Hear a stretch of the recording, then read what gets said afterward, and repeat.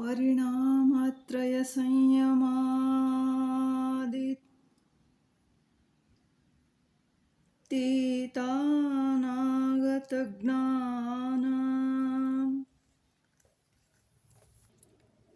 ಸರ್ವ ಸಾಧನಗಳನ್ನು ಸಂಪಾದಿಸಿದ ಯೋಗಿಯು ಕೆಲವು ವಿಷಯಗಳನ್ನು ತಿಳಿದುಕೊಳ್ಳಬೇಕಾಗುತ್ತದೆ. ಅವನಿಗೆ ಸಂಯಮದ ವಿಷಯಗಳನ್ನು ವಿವರಿಸಲಾಗುತ್ತದೆ. 3 ಪರಿಣಾಮಗಳ ಮೇಲೆ ಸಂಯಮ ಮಾಡುವುದರಿಂದ ಭೂತಕಾಲದ ಮತ್ತು ಭವಿಷ್ಯಕಾಲದ ಜ್ಞಾನವು ಬರುತ್ತದೆ. ಧರ್ಮ, ಕಾಲ ಮತ್ತು ಅವಸ್ಥಾ ಈ ಪರಿಣಾಮಗಳ ಮೇಲೆ ಸಂಯಮ ಮಾಡುವುದರಿಂದ ಯೋಗಿಗೆ ಕಳೆದು ಹೋದ ಮತ್ತು ಮುಂದೆ ಆಗುವ ಜ್ಞಾನವು ಬರುತ್ತದೆ. ಧಾರಣ, ಧ್ಯಾನ ಮತ್ತು ಸಮಾಧಿ ಇವು ಒಂದೇ ಸ್ಥಾನದಲ್ಲಿ ಸೇರಿದಾಗ ಸಂಯಮವಾಗುತ್ತದೆ ಎಂದು ಹೇಳಿದ್ದಾಯಿತು. ಈ ಸಂಯಮದಿಂದ ಪರಿಣಾಮತ್ರಯವನ್ನು ಸಾಕ್ಷಾತ್ಕರಿಸುತ್ತಾನೆ. ಅದು ಅವನಿಗೆ ಭೂತಕಾಲದ ಮತ್ತು ಭವಿಷ್ಯಕಾಲದ ಪರಿಣಾಮಗಳನ್ನು ಸಂಪಾದಿಸುತ್ತದೆ.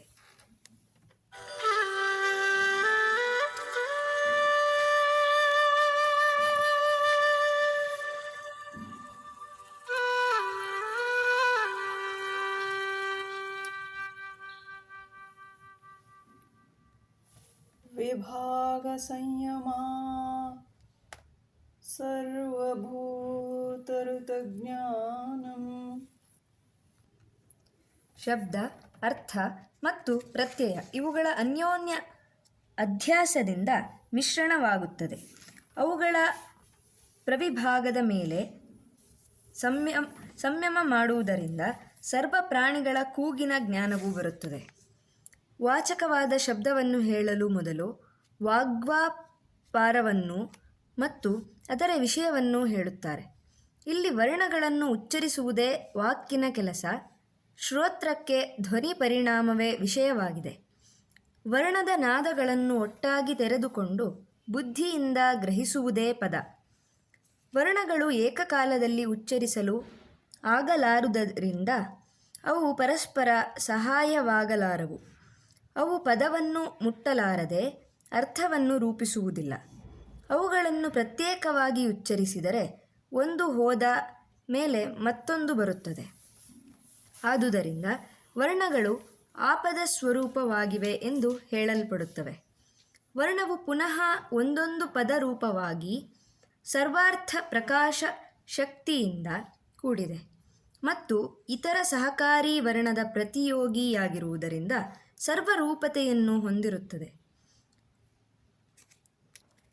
ಮೊದಲಿನದರೊಂದಿಗೆ ಮತ್ತು ಹಿಂದಿನದು ಮೊದಲಿನದರೊಂದಿಗೆ ವಿಶೇಷ ರೂಪದಿಂದ ಇರುತ್ತವೆ. ಹೀಗೆ ಸಮುದಾಯ ರೂಪವಾದ ವರ್ಣಗಳು ಒಂದು ಕ್ರಮಕ್ಕೆ ಒಳಪಟ್ಟು ಸಂಕೇತದಿಂದ ವಸ್ತುವನ್ನು ಪ್ರಕಾಶಪಡಿಸುತ್ತವೆ. ಆದುದರಿಂದ ಈ ವರ್ಣಗಳು ಎಲ್ಲವನ್ನೂ ತಿಳಿಸುವ ಶಕ್ತಿ ಇದ್ದರೂ ಒಂದೇ ವಸ್ತುವನ್ನು ತಿಳಿಯಪಡಿಸುತ್ತವೆ.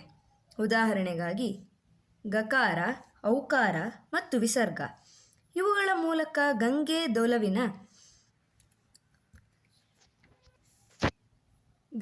ದೊವಲಿನ ಅರ್ಥವನ್ನು ಎಂದರೆ ಗೋವನ್ನು ಪ್ರಕಾಶಿಸುತ್ತವೆ.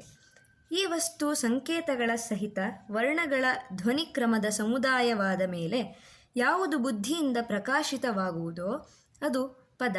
ವಾಚಕವು ವಾಚ್ಯದೊಡನೆ ಅದರ ಸಂಕೇತವನ್ನು ಮಾಡಿದೆ ಎಂದರೆ ಒಂದೇ ಪದವು ಒಂದು ಜ್ಞಾನದ ವಿಷಯವಾಗಿ ಒಂದೇ ಪ್ರಯತ್ನದಿಂದ ವ್ಯಕ್ತವಾಗುತ್ತದೆ. ಅದು ಒಟ್ಟಾಗಿ ತಿಳಿಯುತ್ತದೆ ಎಂದರೆ ಭಾಗ, ಕ್ರಮ ಮತ್ತು ವರ್ಣ ಇವುಗಳಿಲ್ಲದ ಬುದ್ಧಿಯಲ್ಲಿ ಅಂತ್ಯವರ್ಣಗಳಿಂದ ಉತ್ಪನ್ನವಾದ ಜ್ಞಾನ ವ್ಯಾಪಾರವನ್ನು ಸ್ಥಾಪಿಸಿ ಇನ್ನೊಬ್ಬ ಪುರುಷನಲ್ಲಿ ಹೇಳುವ ಇಚ್ಛೆಯಿಂದ ಉಚ್ಚಾರಣೆ ಮಾಡಿದ ವರ್ಣಗಳ ಮೂಲಕ ಕೇಳುತ್ತಿರುವ ಶ್ರೋತೃವಿನಿಂದ ಅನಾದಿಯಾದ ವಾಗ್ ವ್ಯವಹಾರ ವಾಸನೆಯಿಂದ ಯುಕ್ತವಾಗಿ ಲೋಕಬುದ್ಧಿಯ ಸಿದ್ಧಿಯಂತೆ ವರ್ತಮಾನ ಕಾಲದಲ್ಲಿ ಕೂಡ ಅರ್ಥವು ತಿಳಿಯಲ್ಪಡುತ್ತದೆ. ಸಂಕೇತ ಬುದ್ಧಿಯ ಪ್ರಕಾರ ಈ ಪದಕ್ಕೆ ಈ ಅರ್ಥವಿದೆ ಎಂದು ತಿಳಿದುಕೊಂಡಿರುವುದರಿಂದ ನಾವು ಅಕ್ಷರದ ಧ್ವನಿಗಳನ್ನು ವಿಭಾಗಿಸಿದ್ದೇವೆ. ಇಲ್ಲಿಯವರೆಗೆ ಈ ಜಾತಿಯ ಪದಗಳ ಜೋಡಣೆಯು ಏಕಾರ್ಥದ ವಾಚಕವಾಗಿದೆ. ಸಂಕೇತವಾದರೂ ಪದ ಮತ್ತು ಪದಾರ್ಥ ಇವೆರಡರ ಪರಸ್ಪರ ಅಧ್ಯಾಸ ರೂಪವೂ ಸ್ಮೃತಿ ರೂಪವೂ ಆಗಿದೆ. ಇದು ಈ ಶಬ್ದ, ಇದು ಇದರ ಅರ್ಥ. ಯಾವ ಈ ಅರ್ಥವಿದೆಯೋ ಅದೇ ಈ ಶಬ್ದ. ಈ ರೀತಿಯಾಗಿ ಅಧ್ಯಾಸ ರೂಪವಾದ ಸಂಕೇತವು ಉಂಟಾಗುತ್ತದೆ. ಹೀಗೆ ಈ ಶಬ್ದ, ಅರ್ಥ, ಜ್ಞಾನ ಇವು ಮೂರು ಪರಸ್ಪರ ಅಧ್ಯಾಸದಿಂದ ಮಿಲಿತವಾಗಿವೆ. ಗೋವು ಎಂಬ ಶಬ್ದವು, ಗೋವು ಎಂಬ ಅರ್ಥವು, ಗೋವು ಎಂಬ ಜ್ಞಾನವು ಇದಕ್ಕೆ ದೃಷ್ಟಾಂತ. ಯಾವನು ಇವುಗಳ ವಿಭಾಗವನ್ನು ಅರಿಯುವನೋ ಅವನು ಎಲ್ಲವನ್ನೂ ಅರಿಯುತ್ತಾನೆ, ಎಂದರೆ ಪ್ರಾಣಿಗಳ ಎಲ್ಲ ಕೂಗನ್ನೂ ಅರಿಯುತ್ತಾನೆ. ಅವಿಭಾಗವಾದ ಶಬ್ದದ ಉತ್ಪತ್ತಿಯನ್ನು ಹೇಳಿ ಈಗ ಅವಿಭಾಗವಾದ ವಾಕ್ಯವನ್ನು ಹೇಳುತ್ತಾರೆ. ಎಲ್ಲ ವರ್ಣಗಳಲ್ಲಿ ಪದದ ಶಕ್ತಿಯೂ ಇರುವ ಹಾಗೆ ಎಲ್ಲ ಪದಗಳಲ್ಲಿಯೂ ವಾಕ್ಯದ ಶಕ್ತಿ ಇರುತ್ತದೆ. ವೃಕ್ಷ ಎಂದು ಒಬ್ಬನು ಹೇಳಿದರೆ ವೃಕ್ಷವು ಇದೆ ಎಂದು ಅರ್ಥವಾಗುತ್ತದೆ, ಏಕೆಂದರೆ ಪದಾರ್ಥವು ಮತ್ತು ಅದರ ಅಸ್ತಿತ್ವವು ಒಂದೇ ಆಗಿದೆ. ಹೀಗೆಯೇ ಸಾಧನಗಳಿಲ್ಲದೆ ಕ್ರಿಯೆಯೂ ಇರುವುದಿಲ್ಲ. ಹೀಗೆಯೇ ಅಡಿಗೆ ಮಾಡುತ್ತಾನೆ ಎಂದು ಯಾವನಾದರೊಬ್ಬನು ಹೇಳಿದರೆ ಅದರಿಂದ ಸರ್ವ ಉಪಕರಣಗಳನ್ನು ಧ್ವನಿತವಾಗುತ್ತವೆ. ಕೃತ್ರವಾದ ಚೈತ್ರ, ಕರ್ಮವಾದ ಅಗ್ನಿ ಮತ್ತು ಕರ್ಮವಾದ ಅಕ್ಕಿ ಇವೆಲ್ಲ ನಿಯಮಾನುಸಾರವಾಗಿ ಅರ್ಥದ ಅನುವಾದವಾಗುತ್ತವೆ. ಸಾಮಾನ್ಯವಾಗಿ ಒಂದೇ ಪದ ವಾಕ್ಯದ ಅರ್ಥವನ್ನು ಕೊಡುತ್ತದೆ. ಒಬ್ಬನನ್ನು ಶ್ರೋತ್ರಿಯನು ಎಂದು ಹೇಳಿ ಅವನು ವೇದವನ್ನು ಓದುತ್ತಾನೆ ಮತ್ತು ಜೀವಿಸಿದ್ದಾನೆ ಎಂದು ಹೇಳಿದರೆ ಅವನು ಪ್ರಾಣಧಾರಣೆಯನ್ನು ಮಾಡಿದ್ದಾನೆ ಎಂದು ಅರ್ಥ. ಇಲ್ಲಿ ವಾಕ್ಯವನ್ನು ಹೇಳಿದಾಗ ಪದ ಮತ್ತು ಅರ್ಥದ ಅಭಿವ್ಯಕ್ತಿಯಾಗುತ್ತದೆ. ಅನಂತರ ಪದವು ಕ್ರಿಯಾವಾಚಕವಾಗಿದೆಯೋ ಅಥವಾ ಕಾರಕವಾಚಕವಾಗಿದೆಯೋ ಎಂದು ವಿಶ್ಲೇಷಣೆ ಮಾಡಬೇಕು. ಹಾಗೆ ಮಾಡದಿದ್ದರೆ ಭವತಿ ಅಥವಾ ಅಶ್ವಃ, ಅಜಾಪಯಃ ಎಂಬ ಪದಗಳು ಸಂದೇಹಾಸ್ಪದವಾಗುತ್ತದೆ. ಏಕೆಂದರೆ ಆ ಪದಗಳ ರೂಪವು ನಾಮಪದವಾಗಿಯೂ ಇರಬಹುದು, ಕ್ರಿಯಾಪದವಾಗಿಯೂ ಇರಬಹುದು. ಹೀಗೆ ವಾಕ್ಯಗಳಲ್ಲಿ ಶಬ್ದ, ಅರ್ಥ ಮತ್ತು ಪ್ರತ್ಯಯ ಇವುಗಳ ವಿಂಗಡವಿರುತ್ತದೆ. ಶ್ವೇತವೇ ಪ್ರಾಸಾದಃ, ಪ್ರಾಸಾದವು ಬೆಳ್ಳಗಾಗುತ್ತದೆ ಎಂಬಲ್ಲಿ ಬೆಳ್ಳಗಾಗುತ್ತಿದೆ ಎಂಬ ಕ್ರಿಯೆಯ ಅರ್ಥವಾಗಿದೆ. ಶ್ವೇತಃ ಪ್ರಾಸಾದಃ ಎಂಬಲ್ಲಿ ಕಾರಕದ ಅರ್ಥವಿದೆ. ಶಬ್ದವು ಕ್ರಿಯೆಯೂ ಕಾರಕವೂ ಆಗಿದೆ. ಪದದ ಅಂತವು ಇವೆರಡರ ಅರ್ಥವನ್ನು ಕೊಡುತ್ತದೆ. ಹೇಗೆಂದರೆ ಪ್ರಾಸಾದವನ್ನು ಬೆಳ್ಳಗೆ ಮಾಡುವುದರ ಕ್ರಿಯೆ ಅದರೊಂದಿಗೆ ಎಂದರೆ ಫಲ ಬಿಳಿಪು ಎಂಬ ಗುಣದೊಂದಿಗೆ ಏಕವಾಗಿದೆ. ಹೀಗೆ ಸಂಕೇತವು ಪ್ರತ್ಯಯದೊಂದಿಗೆ ಒಂದೇ ಆಗಿದೆ. ಬಿಳುಪು ಎಂಬ ಪದದ ಅರ್ಥವಾದ ಬಿಳಿಯ ವಸ್ತುವು ಶಬ್ದಕ್ಕೂ ಪ್ರತ್ಯಯಕ್ಕೂ ಅವಲಂಬನವಾಗಿದೆ. ಆದರೆ ತನ್ನ ಅವಸ್ಥೆಗಳ ಮೂಲಕ ವಿವಿಧ ಮಾರ್ಪಾಡುಗಳನ್ನು ಹೊಂದುತ್ತಿರುವಾಗ ವಸ್ತುವು ಶಬ್ದದೊಂದಿಗೂ ಬುದ್ಧಿಯೊಂದಿಗೂ ಪ್ರತ್ಯಯದೊಂದಿಗೂ ಸಂಬಂಧವಿರುವುದಿಲ್ಲ. ಹೀಗೆ ಶಬ್ದಕ್ಕೂ ಪ್ರತ್ಯಯಕ್ಕೂ ಒಂದಕ್ಕೊಂದರ ಸಂಬಂಧವಿಲ್ಲ. ಶಬ್ದವೂ ಬೇರೆ, ವಸ್ತುವೂ ಬೇರೆ, ಪ್ರತ್ಯಯವೂ ಬೇರೆ ಎಂದು ವಿಭಾಗ. ಹೀಗೆ ಅವುಗಳ ವಿಭಾಗಗಳ ಮೇಲೆ ಯೋಗಿಯು ಸಂಯಮ ಮಾಡಿದರೆ ಸರ್ವ ಪ್ರಾಣಿಗಳ ಕೂಗಿನ ಜ್ಞಾನವೂ ಆಗುತ್ತದೆ. ಗಡಿಗೆಯೂ ಇರುತ್ತದೆ ಎಂಬ ಕ್ರಿಯಾಪದವಾಗಿಯೂ ಅಥವಾ ಭವತಿ ಭಿಕ್ಷಾಂದೇಹಿ ಎಂಬ ನಾಮಪದವೂ ಆಗಬಹುದು. ನೀನು ಹೋದೆ ಎಂಬ ಕ್ರಿಯಾಪದವಾಗಿಯೂ ಅಥವಾ ಕುದುರೆ ಎಂಬ ನಾಮಪದವಾಗಿಯೂ ಆಗಬಹುದು. ನೀನು ಹೆದರಿದೆ ಎಂಬ ಕ್ರಿಯಾಪದವು ಅಥವಾ ಆಡಿನ ಹಾಲು ಎಂಬ ನಾಮಪದವೂ ಆಗಬಹುದು. ಇದೇ ಸೂತ್ರದಲ್ಲಿರುವ ಸಂಕೇತದ ಅರ್ಥ.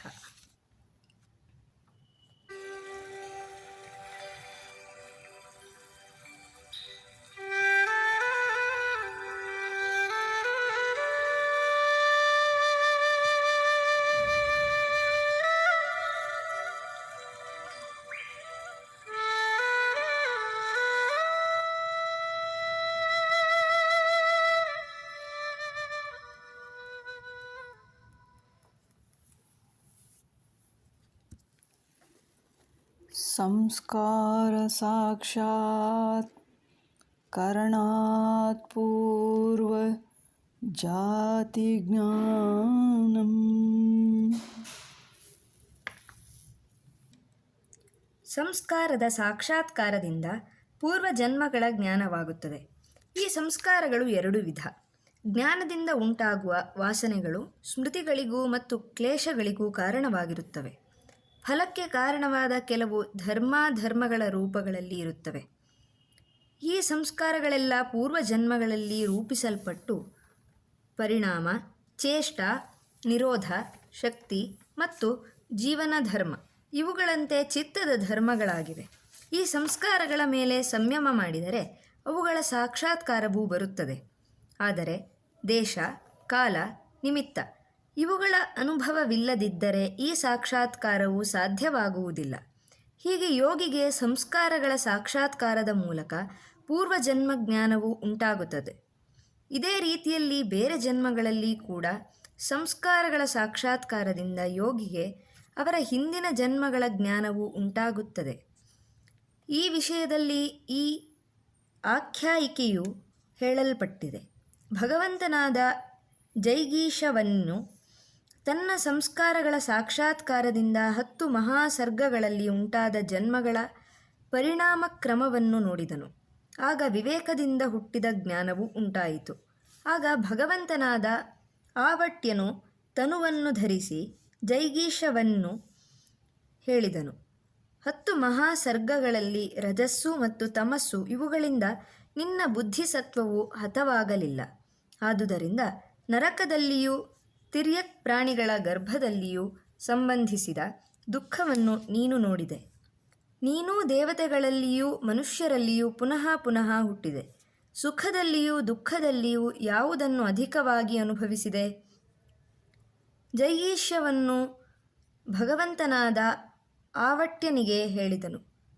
ನಾನು 10 ಮಹಾಸರ್ಗಗಳನ್ನು ಮುಂದುವರಿಯುತ್ತಿರುವಾಗ ನನ್ನ ಅಮಲತ್ವದ ದೆಸೆಯಿಂದ ಬುದ್ಧಿಸತ್ವವು ಹತವಾಗದೇ ಇದ್ದಾಗ ನರಕದಲ್ಲಿಯೂ ಪ್ರಾಣಿ ಶರೀರಗಳಲ್ಲಿಯೂ ಮನುಷ್ಯರಲ್ಲಿಯೂ ದುಃಖವನ್ನು ನೋಡಿದೆ. ನಾನು ದೇವತೆಗಳಲ್ಲಿಯೂ ಪುನಃ ಪುನಃ ಹುಟ್ಟಿದಾಗ ನಾನು ಏನೇನನ್ನು ಅನುಭವಿಸಿದೆನೋ ಅದೆಲ್ಲ ದುಃಖವೇ. ಭಗವಂತನಾದ ಆವಟ್ಯನು ಹೇಳಿದನು, ನೀನು ಪ್ರಕೃತಿಯನ್ನು ವಶ ಮಾಡಿಕೊಂಡೆ ಮತ್ತು ಶ್ರೇಷ್ಠವಾದ ಸಂತೋಷದ ಸುಖವನ್ನು ಅನುಭವಿಸಿದೆ. ಇದೆಲ್ಲವನ್ನು ದುಃಖ ಪಕ್ಷದಲ್ಲಿ ಹಾಕುತ್ತೀಯಾ? ಭಗವಂತನಾದ ಜೈಗೀಷವನ್ನು ಹೇಳಿದನು, ವಿಷಯ ಸುಖದ ಹೋಲಿಕೆಯಿಂದ ಅದು ಶ್ರೇಷ್ಠವಾದ ಸಂತೋಷ ಸುಖವಾಗಿದೆ. ಕೈವಲ್ಯ ಸುಖದ ಹೋಲಿಕೆಯಿಂದ ಅದೇ ದುಃಖವೇ.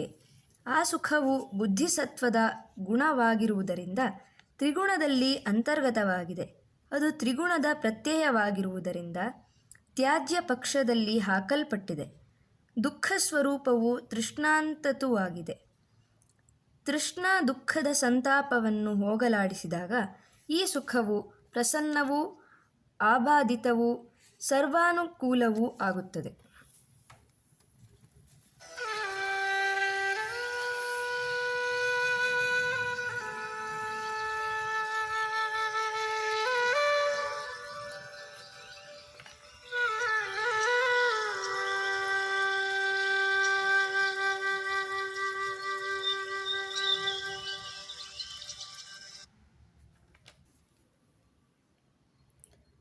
ಪ್ರತ್ಯಯಸ್ಯ ಪರಚಿತ್ತಜ್ಞಾನಂ. ಪ್ರತ್ಯಯದ ಮೇಲೆ ಸಂಯಮವು ಮಾಡಿದಾಗ ಇತರರ ಚಿತ್ತದ ಜ್ಞಾನವನ್ನು ಅರಿಯಬಹುದು. ಪ್ರತ್ಯಯದ ಮೇಲೆ ಸಂಯಮ ಮಾಡಿದಾಗ ಎಂದರೆ ಪ್ರತ್ಯಯದ ಸಾಕ್ಷಾತ್ಕಾರದಿಂದ ಇತರರ ಚಿತ್ತದ ಜ್ಞಾನವಾಗುತ್ತದೆ.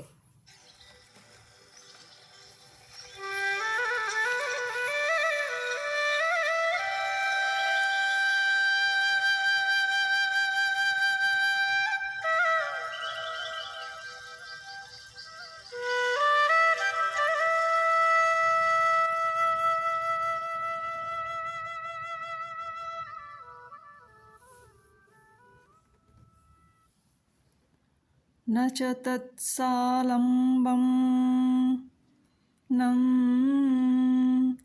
ತಸ್ಯ ವಿಷಯೀಭೂತತ್ವಾತ್.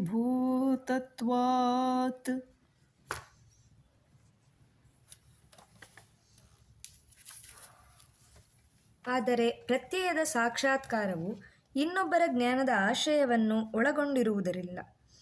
ಏಕೆಂದರೆ ಅಂಥ ಆಶ್ರಯವು ಯೋಗಿಗೆ ವಿಷಯವಾಗಿರುವುದಿಲ್ಲ. ಯೋಗಿಯು ರಾಗದ ಆಸಕ್ತಿಯ ಮೂಲಕ ಇನ್ನೊಬ್ಬರ ಮನಸ್ಸನ್ನು ಅರಿಯುತ್ತಾನೆ. ಅವನಿಗೆ ಯಾವ ಆಶ್ರಯದ ಮೇಲೆ ಮನಸ್ಸು ಆಸಕ್ತವಾಗಿದೆ ಎಂದು ತಿಳಿಯುವುದಿಲ್ಲ. ಏಕೆಂದರೆ ಇನ್ನೊಬ್ಬನ ಮನಸ್ಸಿನ ಆಶ್ರಯವು ಯೋಗಿಯ ಚಿತ್ತಕ್ಕೆ ಆಶ್ರಯವಾಗಿಲ್ಲ. ಇತರರ ಮನಸ್ಸು ಮಾತ್ರ ಯೋಗಿಯ ಚಿತ್ತಕ್ಕೆ ಆಶ್ರಯವಾಗಿದೆ.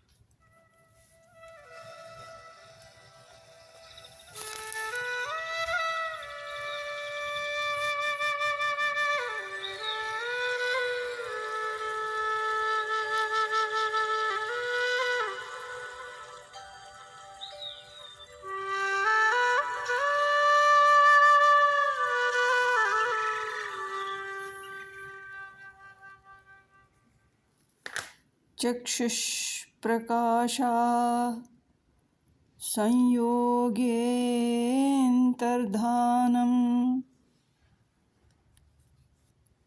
ಕಾಯದ ರೂಪದ ಮೇಲೆ ಸಂಯಮ ಮಾಡುವುದರಿಂದ ಅದನ್ನು ತಿಳಿದುಕೊಳ್ಳುವ ಶಕ್ತಿಯು ನಿಂತು ಹೋಗಿ ಕಣ್ಣಿಗೂ ಅದರ ಪ್ರಕಾಶಕ್ಕೂ ಇರುವ ಸಂಯೋಗವು ಪ್ರತ್ಯೇಕವಾಗಿ ಯೋಗಿಯ ಶರೀರವು ಕಾಣದಂತಾಗುತ್ತದೆ. ಶರೀರದ ಆಕಾರದ ಮೇಲೆ ಸಂಯಮ ಮಾಡುವುದರಿಂದ ಅದನ್ನು ತಿಳಿದುಕೊಳ್ಳುವ ಶಕ್ತಿಯು ನಿಂತು ಹೋಗುತ್ತದೆ. ತಿಳಿದುಕೊಳ್ಳುವ ಶಕ್ತಿಯು ನಿಂತಾಗ ಕಣ್ಣಿಗೂ ಅದರ ಪ್ರಕಾಶಕ್ಕೂ ಆಗುವ ಪ್ರತ್ಯೇಕತೆಯಿಂದ ಯೋಗಿಯು ಕಾಣದಂತಾಗುತ್ತಾನೆ. ಇದರಿಂದ ಶಬ್ದಾದಿಗಳ ಮೇಲೆ ಸಂಯಮ ಮಾಡುವುದರಿಂದ ಅವು ಅಂತರ್ಧಾನವಾಗುತ್ತವೆ ಎಂದು ತಿಳಿಯಬೇಕು.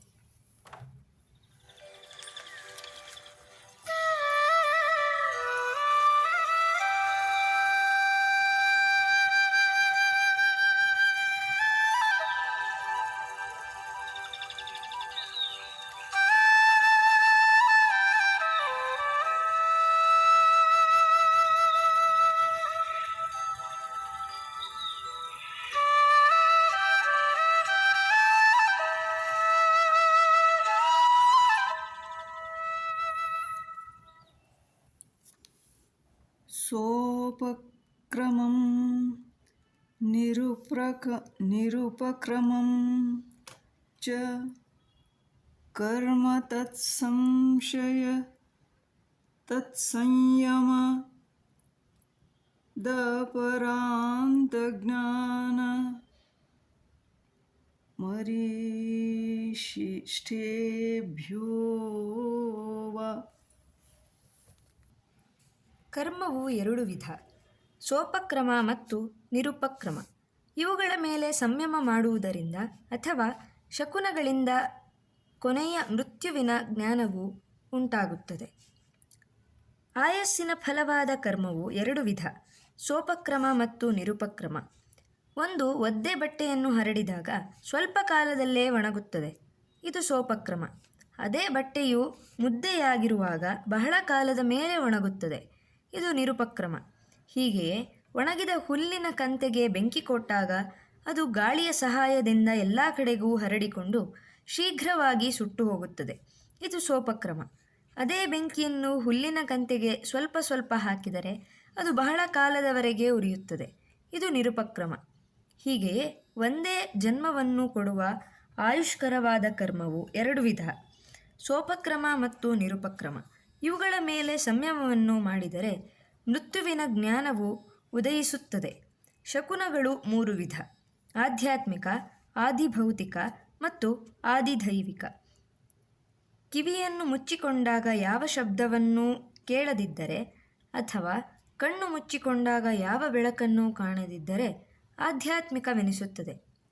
ಯಮಪುರುಷನನ್ನು ನೋಡಿದಾಗ ಅಥವಾ ಅಕಸ್ಮಾತ್ ಮೃತರಾದ ಪಿತೃಗಳನ್ನು ನೋಡಿದಾಗ ಆದಿಭೌತಿಕವೆನಿಸುತ್ತದೆ. ಅಕಸ್ಮಾತ್ ಸ್ವರ್ಗವನ್ನಾಗಲಿ ಸಿದ್ಧರನ್ನಾಗಲಿ ನೋಡಿದಾಗ ಅಥವಾ ಎಲ್ಲವನ್ನೂ ವಿಪರೀತವನ್ನಾಗಿ ನೋಡಿದಾಗ ಆದಿದೈವಿಕವೆನಿಸುತ್ತದೆ. ಇವುಗಳಿಂದ ಮೃತ್ಯುವು ಸನ್ನಿಹಿತವಾಗಿರುವುದೆಂದು ತಿಳಿದು ಬರುತ್ತದೆ. ಮಾಹೇಂದ್ರ ಜಾಲವಿಲ್ಲದಿದ್ದರೂ ಗ್ರಾಮ ನಗರಗಳನ್ನು ಸ್ವರ್ಗವನ್ನಾಗಿಯೂ ಮನುಷ್ಯ ಲೋಕವನ್ನು ದೇವಲೋಕವನ್ನಾಗಿಯೂ ನೋಡುತ್ತಾನೆ.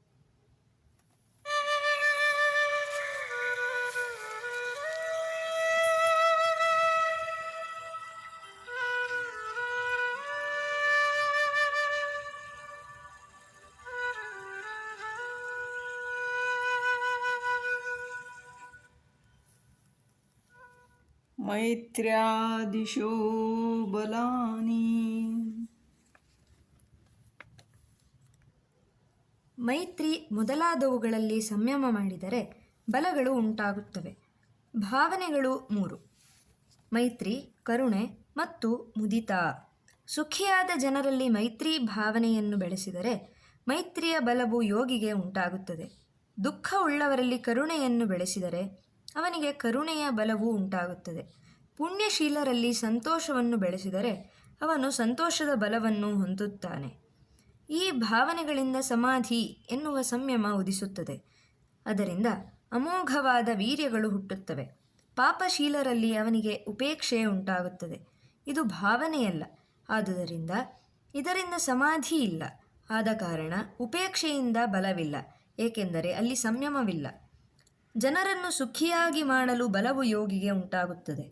ದುಃಖದಿಂದಲೂ ಮತ್ತು ದುಃಖ ಕಾರಣಗಳಿಂದಲೂ ಅವನು ಮನುಷ್ಯರನ್ನು ಉದ್ಧಾರ ಮಾಡುತ್ತಾನೆ. ಅವನು ಸಮತ್ವವನ್ನು ಪಡೆಯುತ್ತಾನೆ.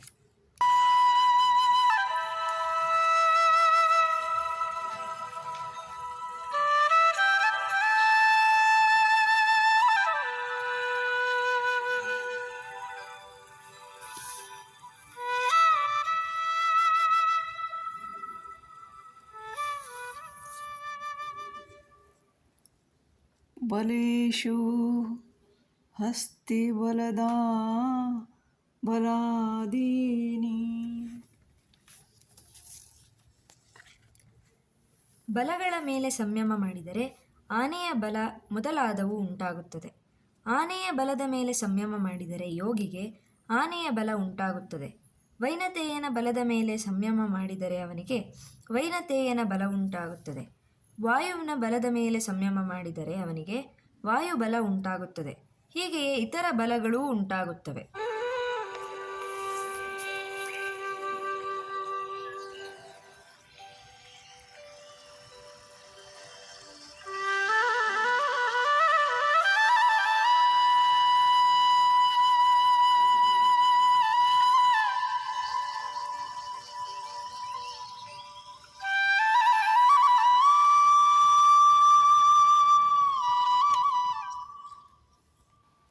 ಪ್ರವೃತ್ಯಾಲೋಕನ್ಯಾಸಾತ್ ಸೂಕ್ಷ್ಮವ್ಯವಹಿತ ವಿಪ್ರಕೃಷ್ಟ ಜ್ಞಾನಂ.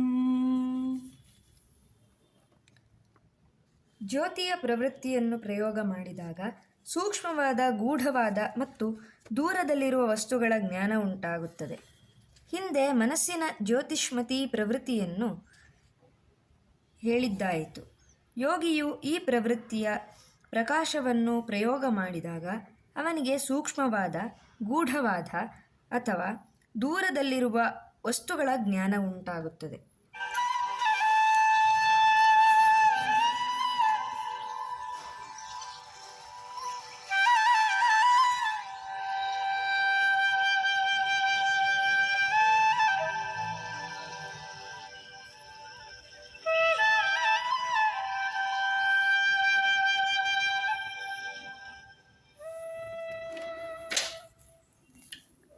ಭುವನಜ್ಞಾನಂ ಸೂರ್ಯೇ ಸಂಯಮಾತ್. ಸೂರ್ಯನ ಮೇಲೆ ಸಂಯಮ ಮಾಡಿದರೆ ಭುವನದ ಜ್ಞಾನವಾಗುತ್ತದೆ. ಭುವನದ ವಿಸ್ತಾರ ಹೀಗಿದೆ. 7 ಲೋಕಗಳು ಇವೆ. ಆವೀಚಿಯಿಂದ ಮೊದಲುಗೊಂಡು ಮೇರುಪೃಷ್ಠದವರೆಗೆ ಭೂಲೋಕ, ಮೇರುಪೃಷ್ಠದಿಂದ ಆರಂಭಿಸಿ ಧ್ರುವದವರೆಗೆ ಗ್ರಹ, ನಕ್ಷತ್ರ, ತಾರೆಗಳಿಂದ ವಿಚಿತ್ರವಾದ ಅಂತರಿಕ್ಷ ಲೋಕ, ಅದರ ಮೇಲೆ ಪಂಚವಿಧವಾದ ಸ್ವರ್ಲೋಕ. ಮಹೇಂದ್ರ ಲೋಕವು 3ನೆಯದು. 4ನೆಯದಾದ ಮಹರ್ಲೋಕವು ಪ್ರಜಾಪತಿಗೆ ಸೇರಿದ್ದು. ಅದಾದ ಮೇಲೆ 3 ವಿಧವಾದ ಬ್ರಹ್ಮಲೋಕ, ಜನಲೋಕ, ತಪೋಲೋಕ ಮತ್ತು ಸತ್ಯಲೋಕ.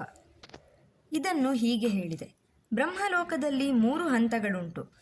ಅದರ ಕೆಳಗೆ ಮಹಾನ್ ಪ್ರಜಾಪತಿಯ ಲೋಕ, ಅದರ ಕೆಳಗೆ ಮಹೇಂದ್ರ ಲೋಕ. ಇವು 5 ಸ್ವರ್ಲೋಕವೆಂದು ಹೇಳಲ್ಪಟ್ಟಿವೆ. ಅಂತರಿಕ್ಷ ಲೋಕದಲ್ಲಿ ತಾರೆಗಳಿವೆ, ಭೂಮಿಯಲ್ಲಿ ಪ್ರಾಣಿಗಳಿವೆ ಎಂದು ಸಂಗ್ರಹ ಶೋಕವಿದೆ.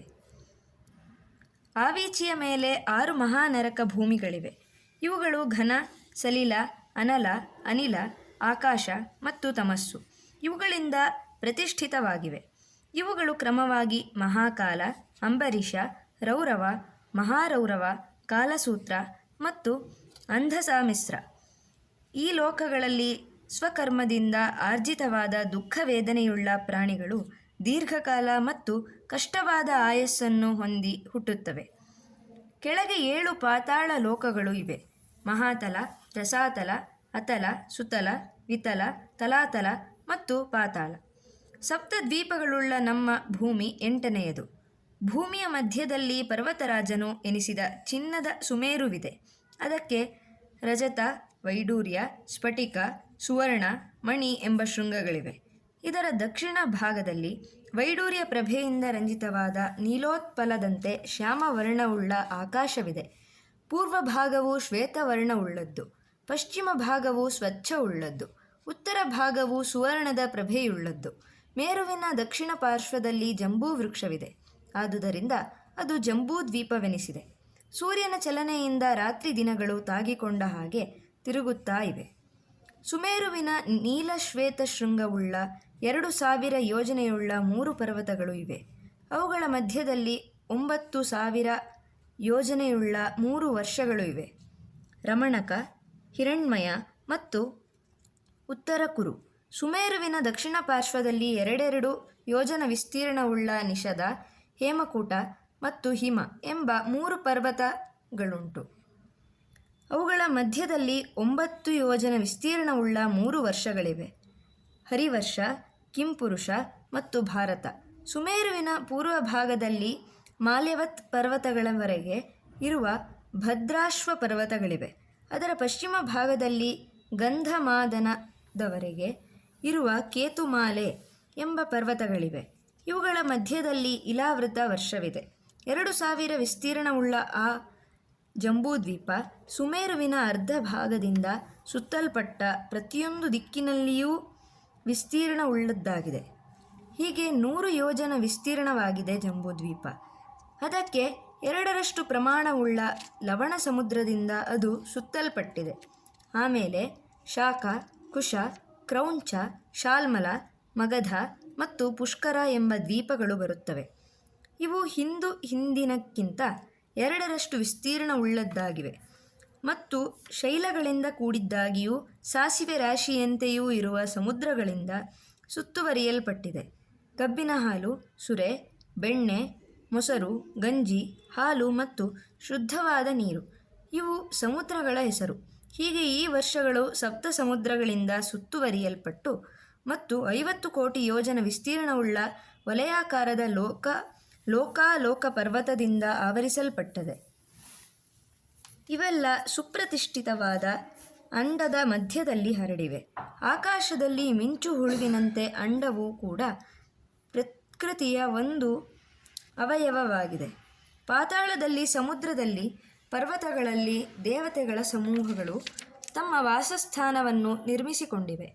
ಅಸುರರು, ಗಂಧರ್ವರು, ಕಿನ್ನರರು, ಕಿಂಪುರುಷರು, ಯಕ್ಷರು, ರಾಕ್ಷಸರು, ಭೂತಗಳು, ಪ್ರೇತಗಳು, ಪಿಶಾಚಗಳು, ಅಪಸ್ಮಾರಕಗಳು, ಅಪ್ಸರರು, ಬ್ರಹ್ಮರಾಕ್ಷಸರು, ಕೂಷ್ಮಾಂಡರು ಮತ್ತು ವಿನಾಯಕರು ಅವುಗಳಲ್ಲಿ ಇದ್ದಾರೆ.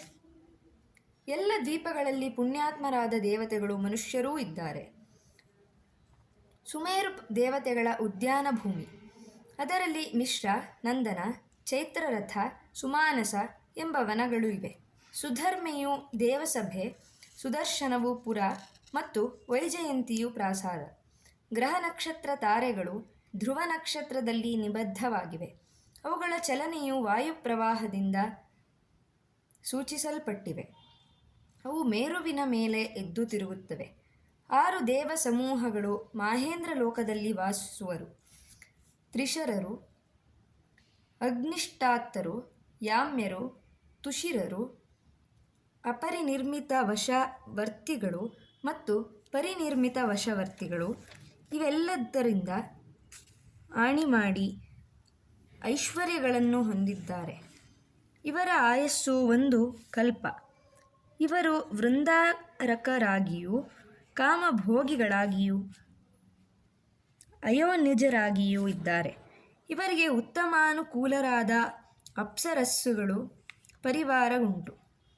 5 ದೇವ ಸಮೂಹಗಳು ಮಹತ್ತಾದ ಪ್ರಜಾಪತಿಯ ಲೋಕದಲ್ಲಿ ಇದ್ದಾರೆ: ಕುಮುದರು, ಋಭುಗಳು, ಪತರ್ಧನರು, ಅಂಜನಾಭರು ಮತ್ತು ಪ್ರಚಿತಾಭರು. ಇವರು ಮಹಾಭೂತಗಳನ್ನು ತಮ್ಮ ವಶದಲ್ಲಿ ಇಟ್ಟುಕೊಂಡಿದ್ದಾರೆ. ಇವರು ಧ್ಯಾನಾಹಾರಿಗಳಾಗಿ 1,000 ಕಲ್ಪಗಳ ಆಯಸ್ಸನ್ನು ಹೊಂದಿದ್ದಾರೆ. ಮೊದಲನೆಯ ಬ್ರಹ್ಮಲೋಕವಾದ ಜನಲೋಕದಲ್ಲಿ 4 ವಿಧವಾದ ದೇವ ಸಮೂಹಗಳಿವೆ. ಬ್ರಹ್ಮ ಪುರೋಹಿತರು, ಬ್ರಹ್ಮ ಕಾಯಕರು, ಬ್ರಹ್ಮ ಮಹಾಕಾಯಕರು ಮತ್ತು ಅಮರರು. ಇವರು ಮಹಾಭೂತಗಳನ್ನು ಇಂದ್ರಿಯಗಳನ್ನು ತಮ್ಮ ವಶದಲ್ಲಿ ಇಟ್ಟುಕೊಂಡು ಹಿಂದಿನವರಿಗಿಂತ 2ರಷ್ಟು ಆಯಸ್ಸನ್ನು ಹೊಂದಿರುತ್ತಾರೆ. ಎರಡನೆಯ ಬ್ರಹ್ಮಲೋಕವಾದ ತಪೋಲೋಕದಲ್ಲಿ 3 ವಿಧವಾದ ದೇವ ಸಮೂಹಗಳಿವೆ. ಆಭಾಸ್ವರರು, ಮಹಾಭಾಸ್ವರರು ಮತ್ತು ಸತ್ವ ಮಹಾಭಾಸ್ವರರು. ಇವರು ಭೂತಗಳನ್ನು, ಇಂದ್ರಿಯಗಳನ್ನು, ಪ್ರಕೃತಿಯನ್ನು ವಶದಲ್ಲಿ ಇಟ್ಟುಕೊಂಡು ಹಿಂದಿನವರಿಗಿಂತ 2ರಷ್ಟು ಆಯಸ್ಸನ್ನು ಹೊಂದಿರುತ್ತಾರೆ. ಇವರೆಲ್ಲರೂ ಧ್ಯಾನಾಹಾರಿಗಳು, ಊರ್ಧ್ವರೇತಸರು ಆಗಿರುತ್ತಾರೆ. ಇವರಿಗೆ ಊರ್ಧ್ವ ಲೋಕದ ಜ್ಞಾನವು ಅಪ್ರವಾಹಿತರಾಗಿರುತ್ತದೆ. ಕೆಳಗಿನ ಭೂಮಿಗಳಲ್ಲಿ ಅವರಿಗೆ ಯಾವ ವಿಷಯವೂ ಆವೃತವಾಗಿಲ್ಲ. ಮೂರನೆಯ ಬ್ರಹ್ಮಲೋಕವಾದ ಸತ್ಯಲೋಕದಲ್ಲಿ 4 ವಿಧವಾದ ದೇವ ಸಮೂಹಗಳು ಇವೆ. ಅಚ್ಯುತರು, ಶುದ್ಧ ನಿವಾಸರು, ಸತ್ಯಭರು, ಸಂಜ್ಞಾಸಂಜ್ಞರು. ಇವರಿಗೆ ಯಾವ ಭವನವೂ ಇಲ್ಲ. ತಮ್ಮಲ್ಲಿಯೇ ಇದ್ದು ಒಬ್ಬರ ಮೇಲೆ ಒಬ್ಬರು ಇರುತ್ತಾರೆ. ಅವರು ಪ್ರಕೃತಿಯನ್ನು ವಶದಲ್ಲಿ ಇಟ್ಟುಕೊಂಡು ಅದಿರುವವರೆಗೂ ಇರುತ್ತಾರೆ. ಅವರಲ್ಲಿ ಅಚ್ಯುತರು ಸವಿತರ್ಕ ಧ್ಯಾನದ ಸುಖದಲ್ಲಿ ಮಗ್ನರಾಗಿರುತ್ತಾರೆ. ಶುದ್ಧ ನಿವಾಸರು ಸವಿಚಾರ ಧ್ಯಾನದ ಸುಖದಲ್ಲಿ ಮಗ್ನರಾಗಿರುತ್ತಾರೆ. ಸತ್ಯಾಭರು ಆನಂದ ಮಾತ್ರ ಧ್ಯಾನದ ಸುಖದಲ್ಲಿ ಮಗ್ನರಾಗಿರುತ್ತಾರೆ. ಇವರೆಲ್ಲ ತ್ರೈಲೋಕ್ಯ ಮಧ್ಯದಲ್ಲಿ ಪ್ರತಿಷ್ಠಿತರಾಗಿರುತ್ತಾರೆ. ಈ 7 ಲೋಕಗಳೆಲ್ಲ ಬ್ರಹ್ಮಲೋಕಗಳು. ವಿದೇಹರು ಮತ್ತು ಪ್ರಕೃತಿ ಲಯರು ಮೋಕ್ಷದಲ್ಲಿರುತ್ತಾರೆ. ಅವರಿಗೆ ಯಾವ ಲೋಕದ ಮಧ್ಯದಲ್ಲಿಯೂ ಸ್ಥಾನವಿಲ್ಲ. ಸೂರ್ಯದ್ವಾರದಲ್ಲಿ ಸಂಯಮ ಮಾಡಿದ ಯೋಗಿಗೆ ಇದೆಲ್ಲವೂ ಸಾಕ್ಷಾತ್ಕಾರವಾಗುತ್ತದೆ. ಇತರ ವಸ್ತುಗಳ ಮೇಲೆ ಸಂಯಮ ಮಾಡಿದರೂ ಸಾಕ್ಷಾತ್ಕಾರವಾಗುತ್ತದೆ. ಸಾಕ್ಷಾತ್ಕಾರವಾಗುವವರೆಗೆ ಸಂಯಮವನ್ನು ಅಭ್ಯಾಸ ಮಾಡಬೇಕು. ಅವರಿಗೆ ಮೋಕ್ಷವಾಗಿಲ್ಲ ಎಂದರ್ಥ. ಸೂರ್ಯದ್ವಾರ ಎಂದರೆ ಸುಷುಮ್ನಾ ನಾಡಿ.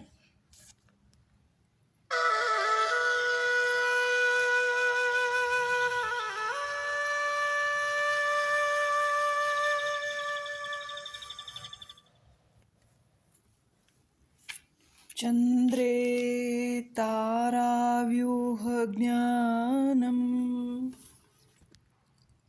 ಚಂದ್ರನ ಮೇಲೆ ಸಂಯಮ ಮಾಡಿದಾಗ ತಾರಾವ್ಯೂಹದ ಜ್ಞಾನವಾಗುತ್ತದೆ.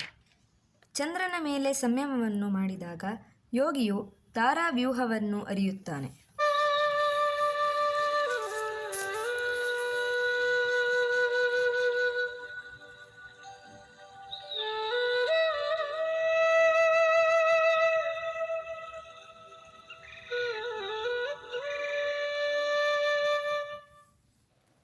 ಧ್ರುವೇ ತದ್ಗತಿ ಜ್ಞಾನಂ.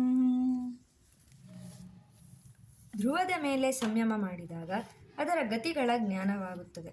ಧ್ರುವದ ಮೇಲೆ ಸಂಯಮವನ್ನು ಮಾಡಿದಾಗ ಯೋಗಿಯು ತಾರೆಗಳ ಗತಿಯನ್ನು ಅರಿಯುತ್ತಾನೆ. ಹೀಗೆಯೇ ಊರ್ಧ್ವ ವಿಮಾನಗಳ ಮೇಲೆ ಸಂಯಮವನ್ನು ಮಾಡಿದಾಗ ಅವುಗಳನ್ನು ಅರಿಯುತ್ತಾನೆ.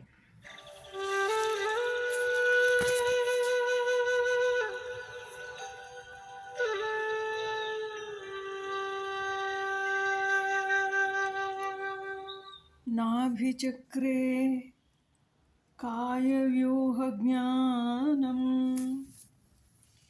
ನಾಭಿಚಕ್ರದ ಮೇಲೆ ಸಂಯಮ ಮಾಡಿದಾಗ ಶರೀರ ವ್ಯೂಹದ ಜ್ಞಾನವಾಗುತ್ತದೆ. ನಾಭಿಚಕ್ರದ ಮೇಲೆ ಸಂಯಮ ಮಾಡಿದಾಗ ಯೋಗಿಯು ಶರೀರ ವ್ಯೂಹವನ್ನು ಅರಿಯುತ್ತಾನೆ. ವಾತ, ಪಿತ್ತ ಮತ್ತು ಶ್ಲೇಷ್ಮ ಇವು ಶರೀರದ ರಸಧಾತುಗಳು.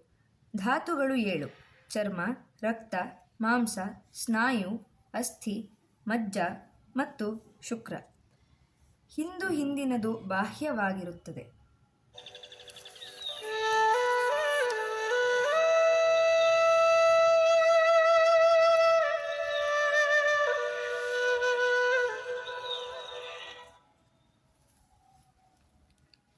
ಕಂಠಕೂಪೇ ಕ್ಷುತ್ಪಿಪಾಸಾ ನಿವೃತ್ತಿ. ಕಂಠರೂಪದ ಮೇಲೆ ಸಂಯಮ ಮಾಡಿದಾಗ ಹಸಿವು, ಬಾಯಾರಿಕೆಗಳು ಹೋಗುತ್ತದೆ. ನಾಲಗೆಯ ಕೆಳಗೆ ಒಂದು ತಂತು ಇರುತ್ತದೆ. ಅದರ ಕೆಳಗೆ ಕಂಠವಿದೆ. ಅದರ ಕೆಳಗೆ ಕೂಪವಿದೆ. ಈ ಕೂಪದ ಮೇಲೆ ಸಂಯಮ ಮಾಡಿದಾಗ ಯೋಗಿಯನ್ನು ಹಸಿವು, ಬಾಯಾರಿಕೆಗಳು ಪೀಡಿಸುವುದಿಲ್ಲ.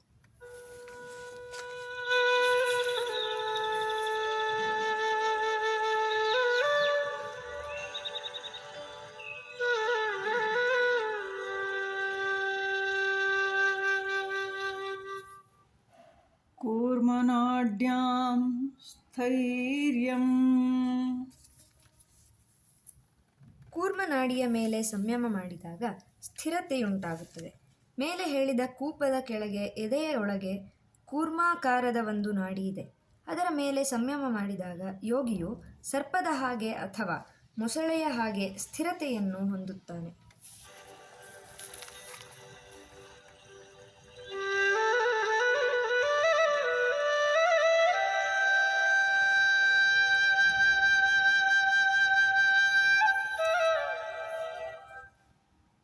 ಮೂರ್ಧಜ್ಯೋತಿಷಿ ಸಿದ್ಧದರ್ಶನಂ.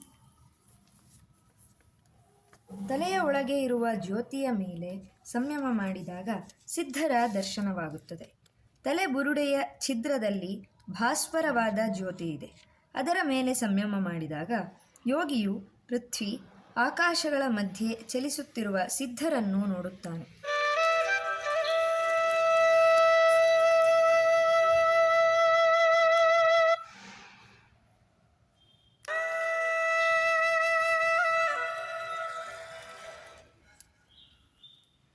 ಪ್ರಾತಿಭಾದ್ವಾಸ ಸರ್ವಂ.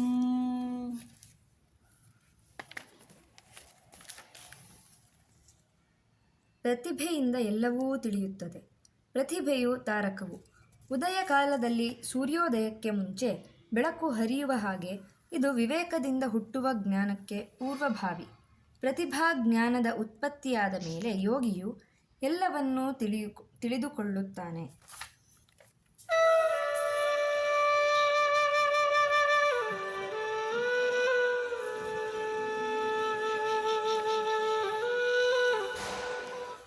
ಹೃದಯೇ ಚಿತ್ತ ಸಂವಿತ್.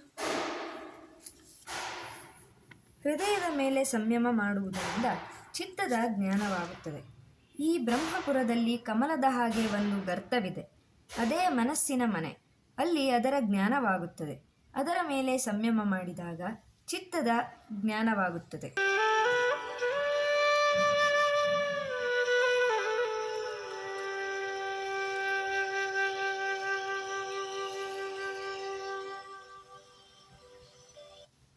ಸತ್ವ ಪುರುಷಯೋರತ್ಯಂತ ಸಾಂಕೀರ್ಣಯೋ ಪ್ರತ್ಯಯ ವಿಶೇಷೋ ಭೋಗಃ ಪರಾರ್ಥಾತ್ವಾತ್ ಸ್ವಾರ್ಥ ಸಂಯಮಾತ್ ಪುರುಷ ಜ್ಞಾನಂ.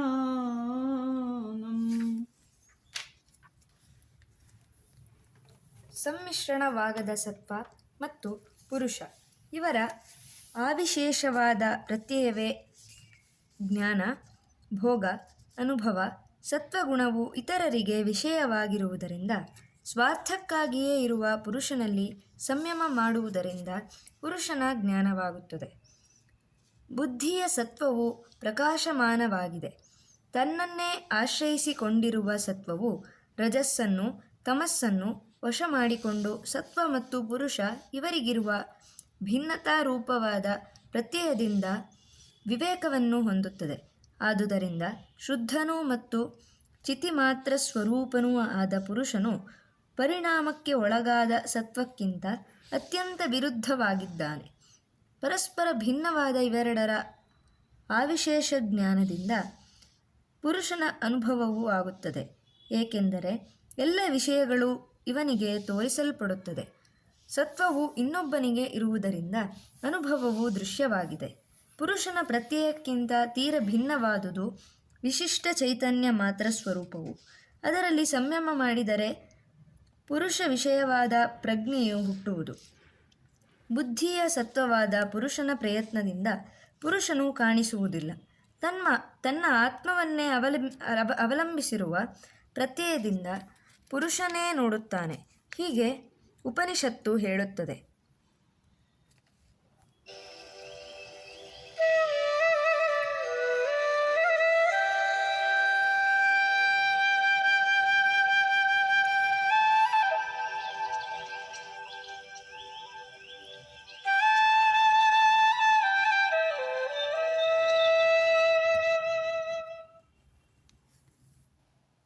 ततः प्रातिभा श्रावणवेदना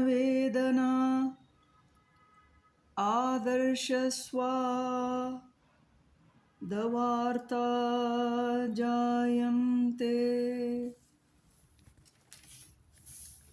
ಅನಂತರ ಪ್ರತಿಭೆ, ಶ್ರವಣ, ವೇದನ, ದರ್ಶನ, ಆಸ್ವಾದನ ಮತ್ತು ಆಘ್ರಾಣ ಇವುಗಳು ಉಂಟಾಗುತ್ತವೆ. ಪ್ರತಿಭೆಯಿಂದ ಸೂಕ್ಷ್ಮವಾದ, ದೂರವಿರುವ, ಕಳೆದುಹೋದ ಮತ್ತು ಮುಂದೆ ಬರುವ ವಸ್ತುಗಳ ಜ್ಞಾನವಾಗುತ್ತದೆ.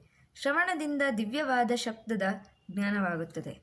ವೇದನದಿಂದ ದಿವ್ಯವಾದ ಸ್ಪರ್ಶದ ಜ್ಞಾನವಾಗುತ್ತದೆ. ದರ್ಶನದಿಂದ ದಿವ್ಯವಾದ ರೂಪದ ಜ್ಞಾನವಾಗುತ್ತದೆ. ಆಸ್ವಾದನದಿಂದ ದಿವ್ಯವಾದ ರಸದ ಜ್ಞಾನವಾಗುತ್ತದೆ. ಆಘ್ರಾಣದಿಂದ ದಿವ್ಯವಾದ ಗಂಧದ ಜ್ಞಾನವಾಗುತ್ತದೆ.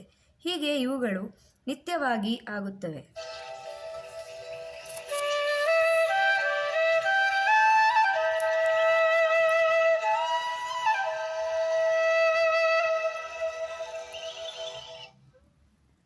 ते समाधा उपसर्ग व्युत्थाने सिद्धयः. ಇವು ಸಮಾಧಿಗೆ ವಿಘ್ನಗಳಾಗಿರುತ್ತವೆ, ಎದ್ದಿರುವಾಗ ಸಿದ್ಧಿಗಳಾಗಿರುತ್ತವೆ. ಪ್ರತಿಭೆ ಮೊದಲಾದವು ಸಮಾಹಿತ ಚಿತ್ತವುಳ್ಳ ಯೋಗಿಗೆ ವಿಘ್ನಗಳಾಗಿರುತ್ತವೆ, ಏಕೆಂದರೆ ಅವು ಆತ್ಮದರ್ಶನಕ್ಕೆ ಅಡ್ಡಿಯಾಗಿರುತ್ತವೆ. ಆದರೆ ವಿಕ್ಷಿಪ್ತ ಸ್ಥಿತಿಯಲ್ಲಿದ್ದಾಗ ಅವುಗಳು ಸಿದ್ಧಿಗಳಾಗುತ್ತವೆ.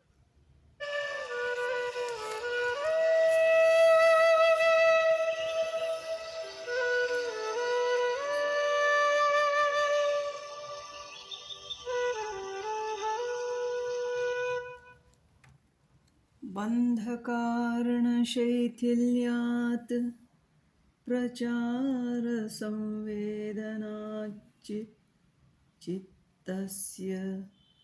परशरीरावशे वेशः. ಬಂಧದ ಕಾರಣವು ಶಿಥಿಲವಾಗುವುದರಿಂದಲೂ ಚಿತ್ತದ ಚಲನೆಯ ರೀತಿಯ ಜ್ಞಾನವಾಗುವುದರಿಂದಲೂ ಚಿತ್ತವು ಇತರರ ಶರೀರದೊಳಗೆ ಪ್ರವೇಶಿಸಲು ಸಮರ್ಥವಾಗುತ್ತದೆ.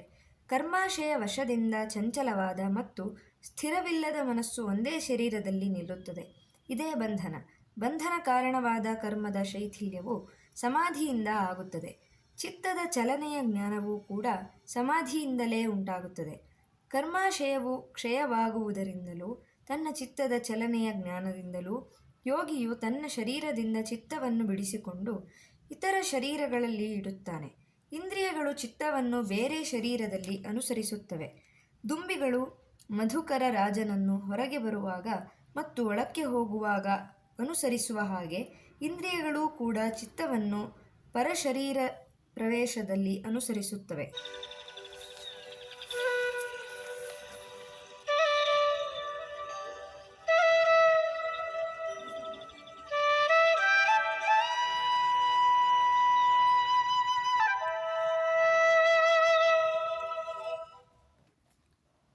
उदान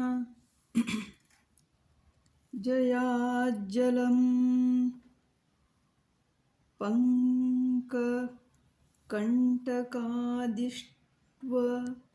संग उत्क्रांतिश्च. ಉದಾನ ವಾಯುವಿನ ಜಲದಿಂದ ಕೆಸರು ಮತ್ತು ಮುಳ್ಳು ಇವೇ ಮೊದಲಾದವು ಅಂಟುವುದಿಲ್ಲ ಮತ್ತು ಮರಣಕಾಲದಲ್ಲಿ ಉತ್ಕ್ರಾಂತಿಯಾಗುತ್ತದೆ. ಪ್ರಾಣವೇ ಮೊದಲಾದ ಲಕ್ಷಣವುಳ್ಳ ಇಂದ್ರಿಯ ವೃತ್ತಿಗಳೆಲ್ಲ ಜೀವನ ಎನಿಸುತ್ತದೆ. ಅದರ ಕ್ರಿಯೆ ಪಂಚವಿಧ. ಪ್ರಾಣವು ಮುಖ ನಾಸಿಕಗಳ ಮಾರ್ಗವಾಗಿ ಹೃದಯದವರೆಗೂ ಹೋಗುತ್ತದೆ. ಸಮ ಎನಿಸಿದ ಸಮಾನವು ನಾಭಿಯವರೆಗೂ ಹೋಗುತ್ತದೆ. ಅಪಾನವು ಪಾದಗಳವರೆಗೂ ಹೋಗುತ್ತದೆ. ಕೆಳಗೆ ಹೇಳಿರುವುದರಿಂದ ಈ ವೃತ್ತಿಯು ಅಪಾನವೆನಿಸಿದೆ. ಉದಾನವು ಶಿರಸ್ಸಿನವರೆಗೆ ಹೋಗುತ್ತದೆ. ಮೇಲೆ ಹೋಗುವುದರಿಂದ ಈ ವೃತ್ತಿಯು ಉದಾನವೆನಿಸಿದೆ. ವ್ಯಾನವು ಶರೀರದಲ್ಲೆಲ್ಲ ವ್ಯಾಪಿಸಲ್ಪಟ್ಟಿದೆ. ಇವುಗಳಲ್ಲಿ ಪ್ರಾಣವು ಪ್ರಧಾನವಾದುದು. ಉದಾನ ವಾಯುವಿನ ಜಯದಿಂದ ಜಲ, ಕೆಸರು, ಮುಳ್ಳು ಇವೇ ಮೊದಲಾದವು ಅಂಟುವುದಿಲ್ಲ. ಮರಣಕಾಲದಲ್ಲಿ ಜೀವನು ಮೇಲೆ ಹೋಗುತ್ತಾನೆ. ಇದು ಉದಾನದ ವಶೀಕರಣದಿಂದ ಸಾಧ್ಯವಾಗುತ್ತದೆ.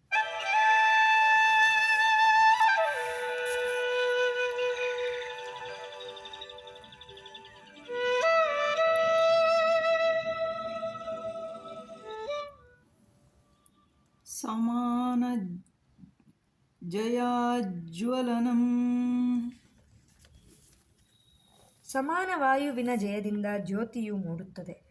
ಯೋಗಿಯು ಸಮಾನ ವಾಯುವನ್ನು ಜಯಿಸಿದ ಮೇಲೆ ಜ್ಯೋತಿಯನ್ನು ಉಂಟು ಮಾಡಿಕೊಂಡು ತಾನೇ ಬೆಳಗುತ್ತಾನೆ.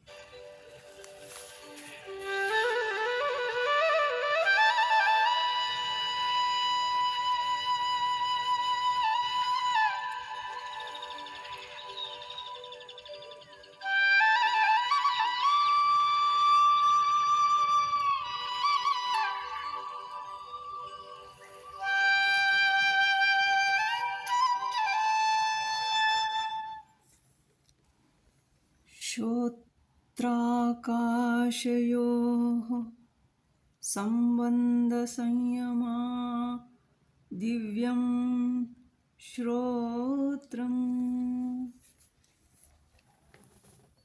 ಶ್ರೋತ್ರೇಂದ್ರಿಯ ಮತ್ತು ಆಕಾಶ ಇವುಗಳ ಸಂಬಂಧದ ಮೇಲೆ ಸಂಯಮ ಮಾಡಿದರೆ ದಿವ್ಯವಾದ ಶ್ರೋತ್ರೇಂದ್ರಿಯವು ಲಭಿಸುತ್ತದೆ. ಎಲ್ಲ ಶ್ರೋತ್ರೇಂದ್ರಿಯಗಳಿಗೆ ಮತ್ತು ಎಲ್ಲ ಶಬ್ದಗಳಿಗೆ ಆಕಾಶವು ಪ್ರತಿಷ್ಠೆಯಾಗಿದೆ. ಈ ಅರ್ಥದಲ್ಲಿಯೇ ಇದನ್ನು ಹೇಳಿದೆ. ತುಲ್ಯವಾದ ದೇಶದಲ್ಲಿ ಶ್ರವಣೇಂದ್ರಿಯವಿರುವ ಎಲ್ಲರಿಗೂ ಒಂದೇ ದೇಶದಲ್ಲಿ ಶ್ರವಣವಿರುತ್ತದೆ. ಸರ್ವ ಶಬ್ದಗಳ ಆಧಾರವು ಆಕಾಶವೆಂಬುದು ಮೊದಲನೆಯ ಲಿಂಗ. ಅನಾವರಣವು ಆಕಾಶದ ಎರಡನೆಯ ಲಿಂಗ. ಹೀಗೆಯೇ ಆಮೂರ್ತವಾದುದು ಆವರಿಸಲ್ಪಡುವುದರಿಂದ ಆಕಾಶವೂ ಕೂಡ ವಿಭುವೆಂದು ಸಿದ್ಧವಾಯಿತು. ಶಬ್ದಗ್ರಹಣದಿಂದ ಶ್ರೋತ್ರೇಂದ್ರಿಯವು ಆನುಮಿತವಾಗುತ್ತದೆ. ಕಿವುಡ ಮತ್ತು ಕಿವುಡನಾಗದವನು ಇವರಲ್ಲಿ ಒಬ್ಬನು ಶಬ್ದವನ್ನು ಕೇಳುವುದಿಲ್ಲ, ಇನ್ನೊಬ್ಬನು ಕೇಳುತ್ತಾನೆ. ಇದರಿಂದ ಶ್ರೋತ್ರೇಂದ್ರಿಯಕ್ಕೆ ಶಬ್ದವೇ ವಿಷಯವಾಗಿರುವುದೆಂದು ಸಿದ್ಧವಾಯಿತು. ಶ್ರೋತ್ರೇಂದ್ರಿಯ ಮತ್ತು ಆಕಾಶ ಇವುಗಳ ಸಂಬಂಧದ ಮೇಲೆ ಸಂಯಮ ಮಾಡಿದರೆ ಯೋಗಿಗೆ ದಿವ್ಯ ಶ್ರೋತ್ರೇಂದ್ರಿಯವು ಉಂಟಾಗುತ್ತದೆ.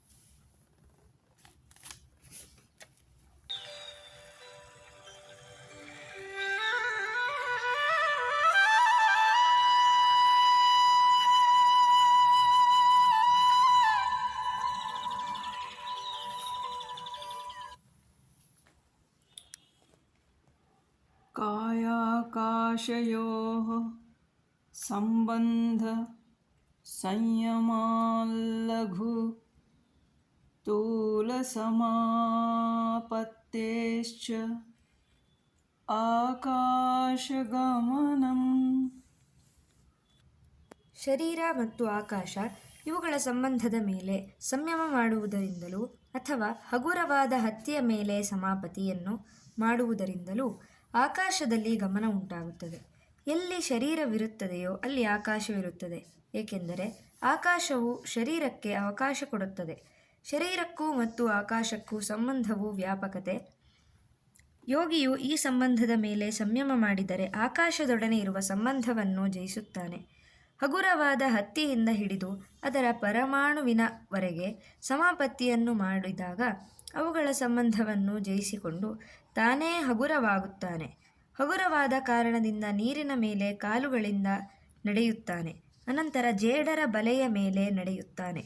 ಅನಂತರ ಸೂರ್ಯರಶ್ಮಿಗಳಲ್ಲಿ ನಡೆಯುತ್ತಾನೆ. ಅನಂತರ ಅವನ ಇಚ್ಛೆಯಂತೆ ಆಕಾಶದಲ್ಲಿ ಗಮನವಿರುತ್ತದೆ.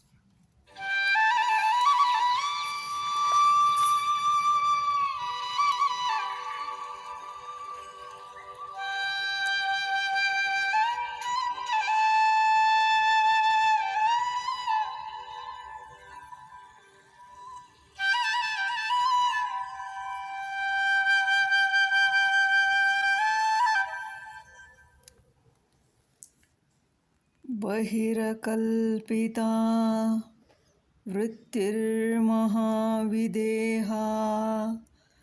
ततः प्रकाश ವರ್ಣಕ್ಷಯಃ. ಶರೀರದ ಹೊರಗೆ ಮನಸ್ಸಿನ ವೃತ್ತಿಯೂ ಇರುವಾಗ ಅದು ಮಹಾವಿದೇಹವೆನಿಸುತ್ತದೆ. ಅನಂತರ ಪ್ರಕಾಶದ ಆವರಣದ ಕ್ಷಯವಾಗುತ್ತದೆ. ಮನಸ್ಸಿನ ವೃತ್ತಿಯು ಶರೀರದ ಹೊರಗೆ ಇರುವಾಗ ಅದು ವಿದೇಹವೆಂಬ ಧಾರಣೆಯಾಗುತ್ತದೆ. ಮನಸ್ಸು ಶರೀರದಲ್ಲೇ ಇರುವಾಗ ಅದರ ವೃತ್ತಿಯು ಹೊರಗಡೆ ಕೆಲಸ ಮಾಡುತ್ತಿದ್ದರೆ ಅದು ಕಲ್ಪಿತವೆನಿಸುತ್ತದೆ. ಮನಸ್ಸಿನ ಆ ವೃತ್ತಿಯು ಶರೀರದ ಆಪೇಕ್ಷೆ ಇಲ್ಲದೆ ಹೊರಗಡೆಯೇ ಕೆಲಸ ಮಾಡುತ್ತಿದ್ದರೆ ಅದು ಅಕಲ್ಪಿತವೆನಿಸುತ್ತದೆ.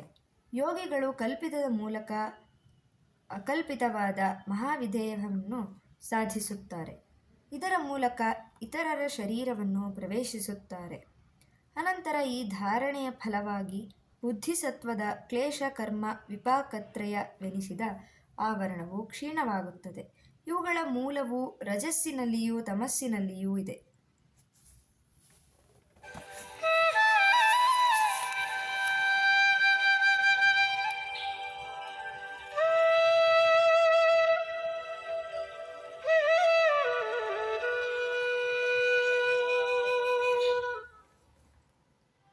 ಸ್ಥೂಲಸ್ವರೂಪ ಸೂಕ್ಷ್ಮಾನ್ವಯ ಅರ್ಥವೃತ್ತಾ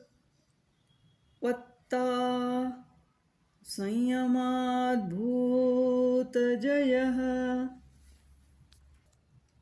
ಸ್ಥೂಲ ಸ್ವರೂಪ, ಸೂಕ್ಷ್ಮ, ಅನ್ವಯ, ಅರ್ಥವತ್ವ ಇವುಗಳ ಮೇಲೆ ಸಂಯಮ ಮಾಡಿದರೆ ಭೂತಗಳ ಜಯವೂ ಆಗುತ್ತದೆ.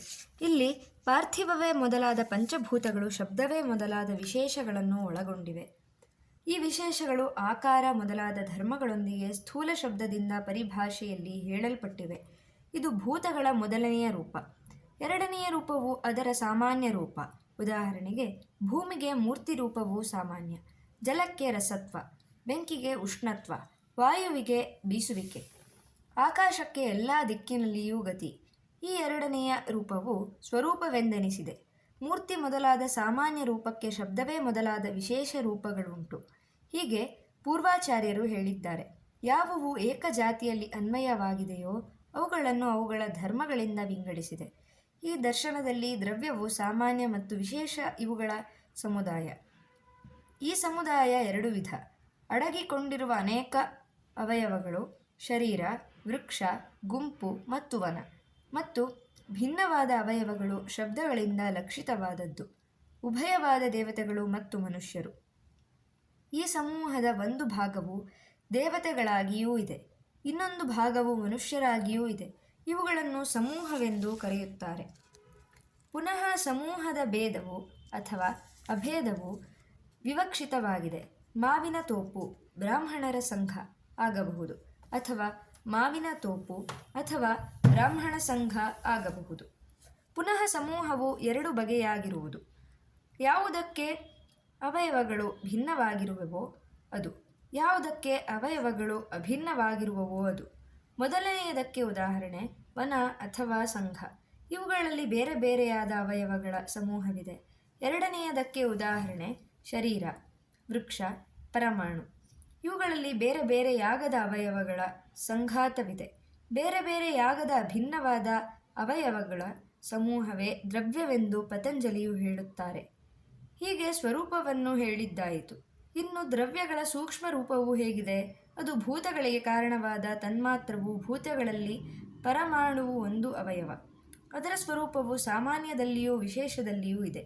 ಬೇರೆ ಬೇರೆಯಾಗದ ಭಿನ್ನ ಅವಯವಗಳ ಸಮೂಹವನ್ನು ಒಳಗೊಂಡಿದೆ ಅದು. ಹೀಗೆಯೇ ತನ್ಮಾತ್ರಗಳು.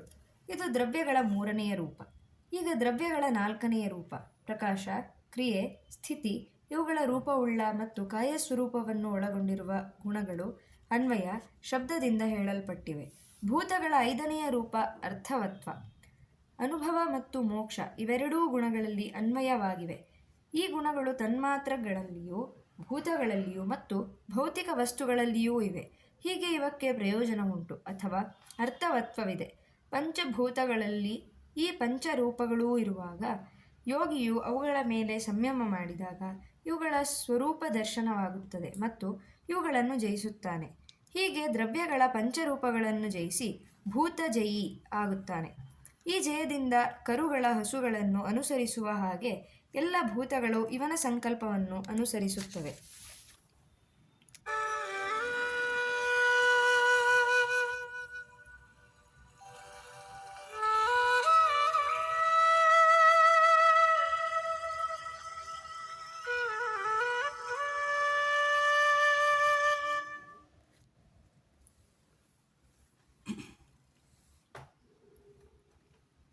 ततोऽणिमादि प्रादुर्भावः कायसम्पत्तद्धर्म न विघातश्च.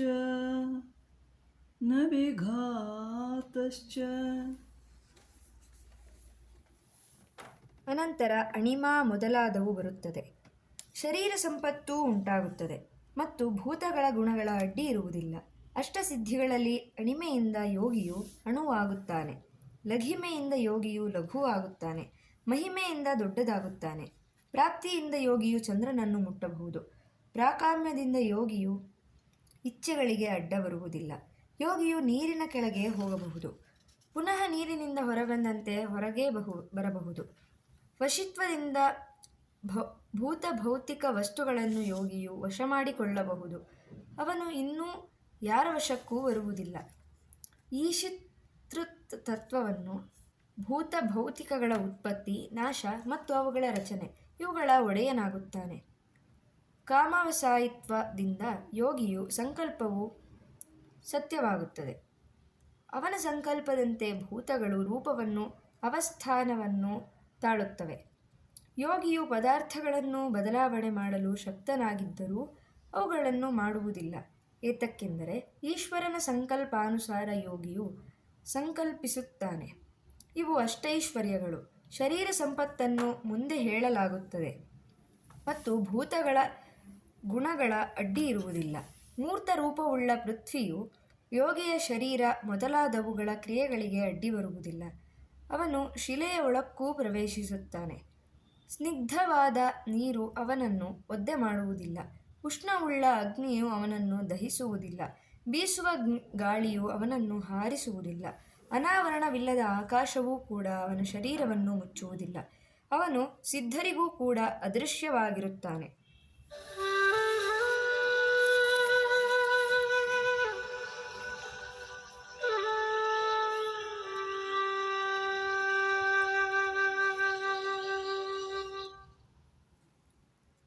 ರೂಪಲಾವಣ್ಯ ಬಲವಜ್ರ ಸಂಹನನತ್ವಾನಿ ಕಾಯ ಸಂಪತ್.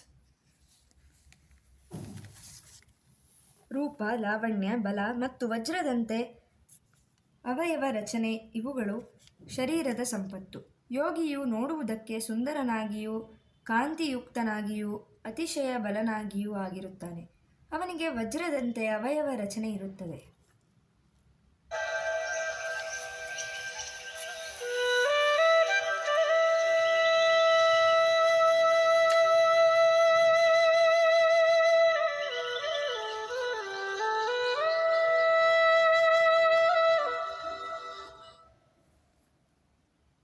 ಗ್ರಹಣ ಸ್ವರೂಪಾಸ್ಮಿತಾ ಅನ್ವಯಾರ್ಥ ವತ್ವ ಸಂಯಮ ದಿ ಇಂದ್ರಿಯ ಜಯ.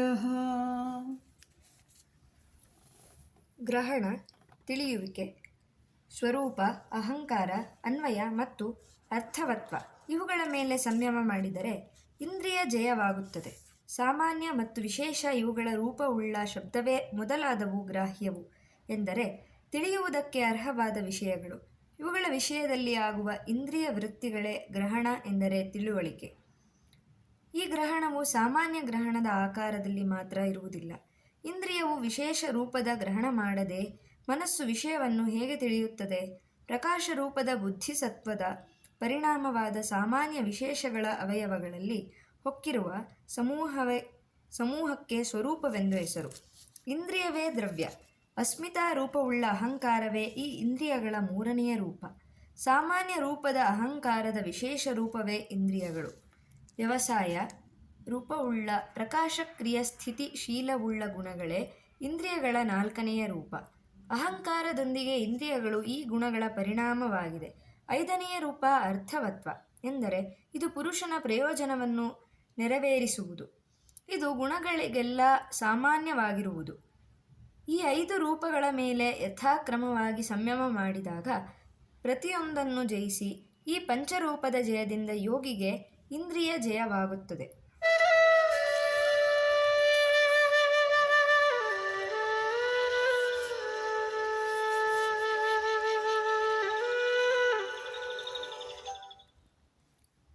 ತತೋ ಮನೋಜವಿತ್ವಂ ವಿಕರಣಭಾವಃ ಪ್ರಧಾನ ಜಯಶ್ಚ. ಅನಂತರ ಮನೋವೇಗ, ದೇಹವನ್ನು ಬಿಟ್ಟ ಇಂದ್ರಿಯಗಳ ವೃತ್ತಿಗಳು ಮತ್ತು ಪ್ರಕೃತಿಯ ಜಯ ಇವು ಬರುತ್ತದೆ. ಶರೀರದ ಶ್ರೇಷ್ಠವಾದ ಚಲನೆಯ ಲಾಭವು ಮನೋವೇಗ. ದೇಶ, ಕಾಲ, ವಿಷಯ ಇವುಗಳಿಗೆ ಅನುಸಾರವಾಗಿ ದೇಹವನ್ನು ಬಿಟ್ಟ ಇಂದ್ರಿಯಗಳು ಕೆಲಸ ಮಾಡುವುದೇ ವೃತ್ತಿಗಳ ಜಯ. ಪ್ರಕೃತಿಯ ಎಲ್ಲ ಪರಿಣಾಮಗಳನ್ನು ವಶ ಮಾಡಿಕೊಳ್ಳುವುದೇ ಪ್ರಕೃತಿ ಜಯ. ಈ 3 ಸಿದ್ಧಿಗಳಿಗೆ ಮಧುಪ್ರತೀಕ ಎಂದು ಕರೆಯುತ್ತಾರೆ. ಇವು ಪಂಚರೂಪದ ಕರಣಗಳ ಜಯದಿಂದ ಸಿದ್ಧಿಸುತ್ತವೆ. ದೇಶ ಕಾಶ್ಮೀರಾದಿಯಾಗಿ ಆಗಬಹುದು, ಕಾಲವು ಭೂತಾದಿಯಾಗಿ ಆಗಬಹುದು, ವಿಷಯವು ಸೂಕ್ಷ್ಮಾದಿಯಾಗಿ ಆಗಬಹುದು. ಇಂದ್ರಿಯ ಜಯದಿಂದ ಪ್ರಕೃತಿಯ ಪರಿಣಾಮಗಳ ವಶವಾದ ಮೇಲೆ ಪ್ರಕೃತಿಯನ್ನೇ ಜಯಿಸಬಹುದು.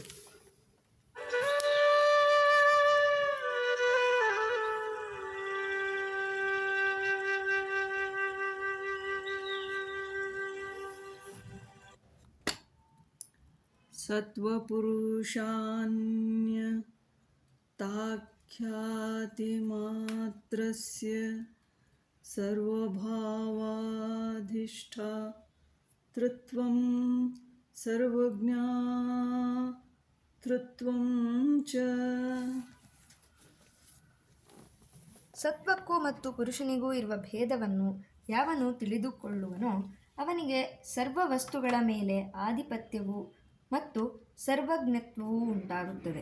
ಮನಸ್ಸಿನ ರಜಸ್ತಮೋಮಲಗಳು ಹೋದ ಮೇಲೆ ಬುದ್ಧಿಯ ಸತ್ವವು ತಿಳಿಯಾದಾಗ ಯೋಗಿಯು ಶ್ರೇಷ್ಠವಾದ ವಶೀಕಾರ ಸಂಜ್ಞೆಯಲ್ಲಿ ಪರವೈರಾಗ್ಯದಲ್ಲಿ ನಿಲ್ಲುತ್ತಾನೆ. ಯೋಗಿಯು ಸತ್ವಕ್ಕೂ ಮತ್ತು ಪುರುಷನಿಗೂ ಇರುವ ಭೇದವನ್ನು ಅರಿತಾಗ ಅವನು ಸರ್ವ ವಸ್ತುಗಳ ಮೇಲೆ ಆಧಿಪತ್ಯವನ್ನು ಹೊಂದುವನು. ಸರ್ವ ವಸ್ತು ಸ್ವರೂಪವಾಗಿರುವ ಗುಣಗಳು ಎಂದರೆ ನಿರ್ಧಾರಗೊಳಿಸುವ ತತ್ವ ಮತ್ತು ನಿರ್ಧಾರವಾದ ವಸ್ತುಗಳು ಅಶೇಷ ದೃಶ್ಯ ರೂಪದಲ್ಲಿ ತನ್ನ ಸ್ವಾಮಿಯಾದ ಕ್ಷೇತ್ರಜ್ಞನ ಮುಂದೆ ಉಪಸ್ಥಿತವಾಗುತ್ತವೆ. ಸರ್ವಜ್ಞತ್ವವೆಂದರೆ ಶಾಂತವಾದ, ಉದಿತವಾದ ಮತ್ತು ಅನಿಶ್ಚಿತವಾದ ರೂಪದಿಂದ ಇರುವ ಸರ್ವಾತ್ಮಗಳಾದ ಗುಣಗಳ ವಿವೇಕದಿಂದ ಹುಟ್ಟಿದ ಸಾಕ್ಷಾತ್ ಆದ ಜ್ಞಾನ. ಈ ಜ್ಞಾನಕ್ಕೆ ವಿಶೋಕ ಎಂದು ಹೆಸರು. ಈ ಸಿದ್ಧಿಯನ್ನು ಹೊಂದಿ ಯೋಗಿಯು ಸರ್ವಜ್ಞನಾಗುತ್ತಾನೆ. ಕ್ಲೇಶ ಬಂಧನಗಳೆಲ್ಲ ಕ್ಷೀಣವಾಗಿ ವಶಿಯಾಗಿ ಸಂಚರಿಸುತ್ತಾನೆ.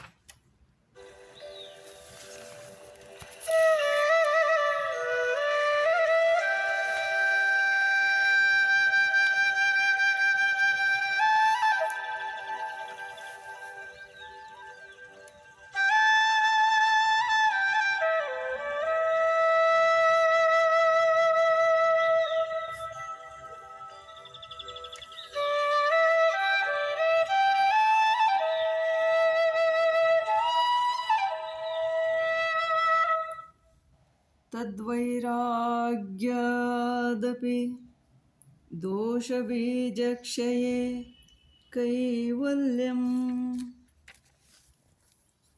ಯೋಗಿಗೆ ಅದರಲ್ಲೂ ಕೂಡ ವೈರಾಗ್ಯವಾದಾಗ ದೋಷ ಬೀಜವು ಕ್ಷಯವಾಗುತ್ತದೆ. ಅನಂತರ ಕೈವಲ್ಯ. ಕ್ಲೇಶಗಳು ಕರ್ಮವು ಕ್ಷಯವಾದಾಗ ಈ ವಿವೇಕ ಜ್ಞಾನ ಸತ್ವದ ಧರ್ಮ.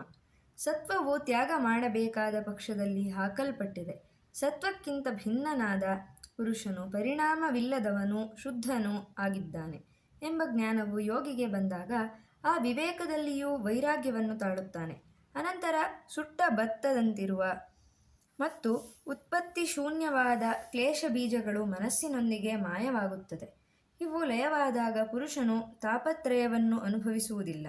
ಅದೇ ಕಾಲದಲ್ಲಿ ಕರ್ಮ ಕ್ಲೇಶ ವಿಪಾಕ ಸ್ವರೂಪದಿಂದ ಮನಸ್ಸಿನಲ್ಲಿ ಅಭಿವ್ಯಕ್ತವಾದ ಗುಣಗಳು ತಾವು ಮಾಡುವುದನ್ನೆಲ್ಲ ಮುಗಿಸಿ ಉತ್ಪತ್ತಿ ಮಾಡುವುದಿಲ್ಲ. ಆಗ ಪುರುಷನಿಗೂ ಮತ್ತು ಗುಣಗಳಿಗೂ ಅತ್ಯಂತಿಕ ವಿಯೋಗವಾಗುತ್ತದೆ. ಇದೇ ಕೈವಲ್ಯ. ಈ ಸ್ಥಿತಿಯಲ್ಲಿ ಪುರುಷನು ಸ್ವರೂಪ ಪ್ರತಿಷ್ಠೆಯನ್ನು ಹೊಂದಿರುವ ಚಿತಿಶಕ್ತಿ.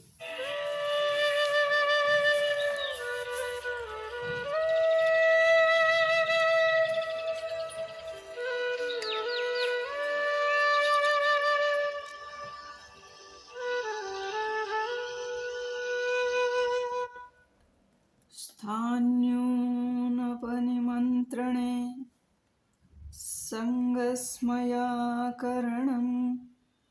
ಪುನರನಿಷ್ಠಪ್ರಸಂಗಾತ್.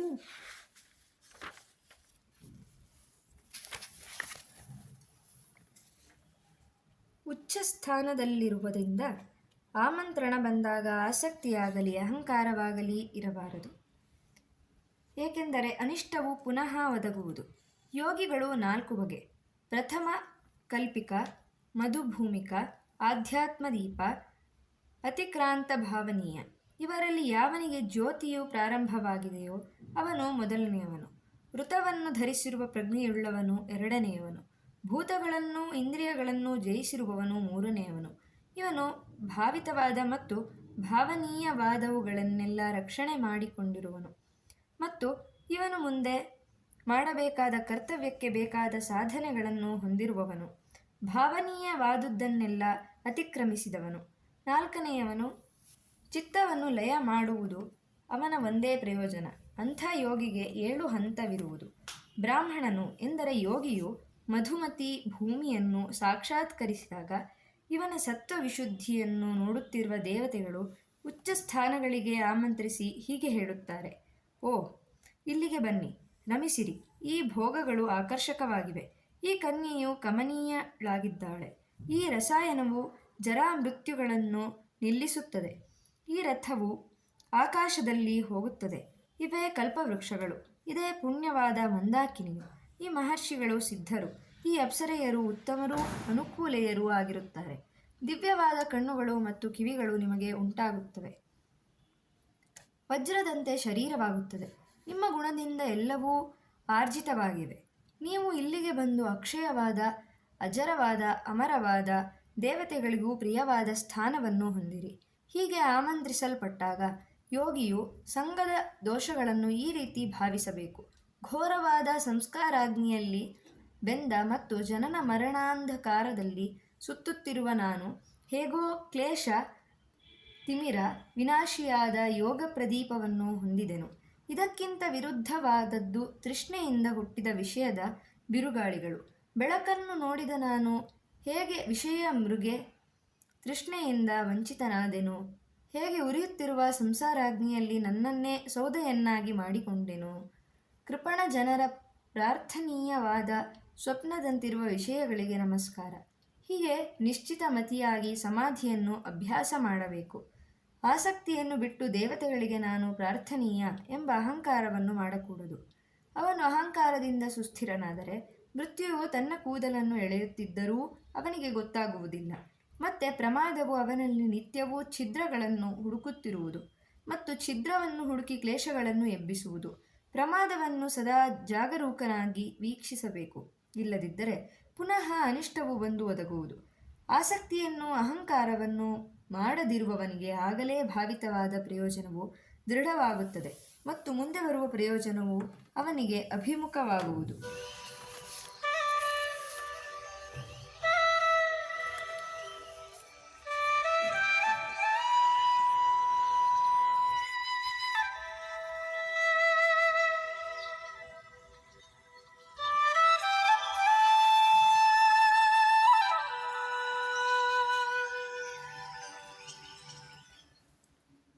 ಕ್ಷಣತತ್ಕ್ರಮ ಯೋಃ ಸಂಯಮಾದ್ವಿವೇಕಜಂ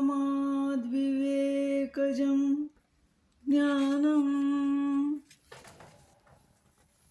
ಕ್ಷಣಗಳ ಮತ್ತು ಅವುಗಳ ಕ್ರಮದ ಮೇಲೆ ಸಂಯಮವನ್ನು ಮಾಡಿದಾಗ ವಿವೇಕಜನಿತವಾದ ಜ್ಞಾನವು ಆಗುವುದು. ಪರಮಾಣುವು ಹೇಗೆ ದ್ರವ್ಯದ ಕನಿಷ್ಠ ಸಂಖ್ಯೆಯೋ ಹಾಗೆಯೇ ಕ್ಷಣವು ಕಾಲದ ಕನಿಷ್ಠ ಸಂಖ್ಯೆ. ಅಥವಾ ಪರಮಾಣುವು ಒಂದೇ ಸ್ಥಾನದಿಂದ ಮತ್ತೊಂದು ಸ್ಥಾನಕ್ಕೆ ಹೋಗುವ ಕಾಲವು ಲಕ್ಷಣ. ಕ್ಷಣಗಳ ನಿರಂತರ ಪ್ರವಾಹವು ಕ್ರಮವೆನಿಸುತ್ತದೆ. ಕ್ಷಣಗಳಿಗೂ ಮತ್ತು ಅದರ ಕ್ರಮಕ್ಕೂ ನಡುವೆ ನಿಜವಾದ ಸಂಯೋಗವೂ ಇರುವುದಿಲ್ಲ. ಮುಹೂರ್ತ, ಅಹೋರಾತ್ರ ಇವೇ ಮೊದಲಾದವು ಬುದ್ಧಿಯನ್ನು ಅವಲಂಬಿಸಿರುವ ಸಂಯೋಗವು. ಕಾಲವು ವಸ್ತುಶೂನ್ಯವು, ಬುದ್ಧಿಯಿಂದ ನಿರ್ಮಿತವಾದದ್ದು ಮತ್ತು ಶಬ್ದದಿಂದ ತಿಳಿದು ಬರುವುದು. ಎಚ್ಚೆತ್ತ ವಿಕ್ಷಿಪ್ತವಾದ ಜನರಿಗೆ ಅದು ವಸ್ತು ಸ್ವರೂಪದಂತೆ ಕಂಡುಬರುತ್ತದೆ. ಆದರೆ ಕ್ಷಣವು ವಸ್ತುವಿನಲ್ಲಿ ಇದ್ದು ಕ್ರಮವನ್ನು ಅವಲಂಬಿಸುತ್ತದೆ. ಒಂದು ಕ್ಷಣವನ್ನು ಅನುಸರಿಸಿ ಇನ್ನೊಂದು ಕ್ಷಣ ಬರುವುದೇ ಕ್ರಮ. ಕಾಲವನ್ನು ತಿಳಿದ ಯೋಗಿಗಳು ಇದನ್ನೇ ಕಾಲವೆಂದು ಹೇಳುತ್ತಾರೆ. ಎರಡು ಕ್ಷಣಗಳು ಒಂದೇ ಕಾಲದಲ್ಲಿ ಇರುವುದಿಲ್ಲ, ಏಕೆಂದರೆ ಒಂದೇ ಕಾಲದಲ್ಲಿ ಎರಡೂ ವಸ್ತುಗಳ ಕ್ರಮವಿರುವುದಿಲ್ಲ. ಒಂದು ಕ್ಷಣದ ಅನಂತರ ಇನ್ನೊಂದು ಕ್ಷಣವೂ ಬರುತ್ತದೆ. ಆದುದರಿಂದ ಈಗಿನ ಕ್ಷಣಕ್ಕೆ ಹಿಂದಿನ ಅಥವಾ ಮುಂದಿನ ಕ್ಷಣಗಳು ಇರುವುದಿಲ್ಲ. ಆದುದರಿಂದ ಅವುಗಳ ಸಂಯೋಗವಿರುವುದಿಲ್ಲ. ಪೂರ್ವ ಕ್ಷಣವು ಉತ್ತರ ಕ್ಷಣವು ಪರಿಣಾಮದಲ್ಲಿ ಸೇರಿದೆ ಎಂದು ವ್ಯಾಖ್ಯಾನ ಮಾಡಿಕೊಳ್ಳಬೇಕು. ಒಂದೇ ಕ್ಷಣದಲ್ಲಿ ಸಮಸ್ತ ಲೋಕವು ಪರಿಣಾಮವನ್ನು ಹೊಂದುತ್ತದೆ. ಕಾಲದ ಎಲ್ಲ ಧರ್ಮಗಳು ಒಂದೇ ಕ್ಷಣವನ್ನು ಆಧಾರವನ್ನಾಗಿ ಹೊಂದಿರುತ್ತದೆ. ಆ ಕ್ಷಣದ ಮೇಲೆಯೂ ಮತ್ತು ಅದರ ಕ್ರಮದ ಮೇಲೆಯೂ ಸಂಯಮ ಮಾಡಿದಾಗ ಅವುಗಳ ಸಾಕ್ಷಾತ್ಕಾರವಾಗುತ್ತದೆ. ಅನಂತರ ವಿವೇಕದಿಂದ ಜನಿತವಾದ ಜ್ಞಾನವು ಹುಟ್ಟುತ್ತದೆ.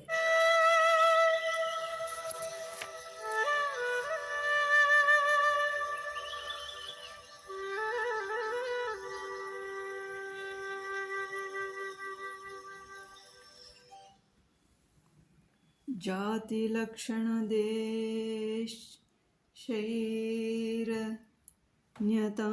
ಶೈರ್ಯನತಾನವಚ್ಛೇದಾತ್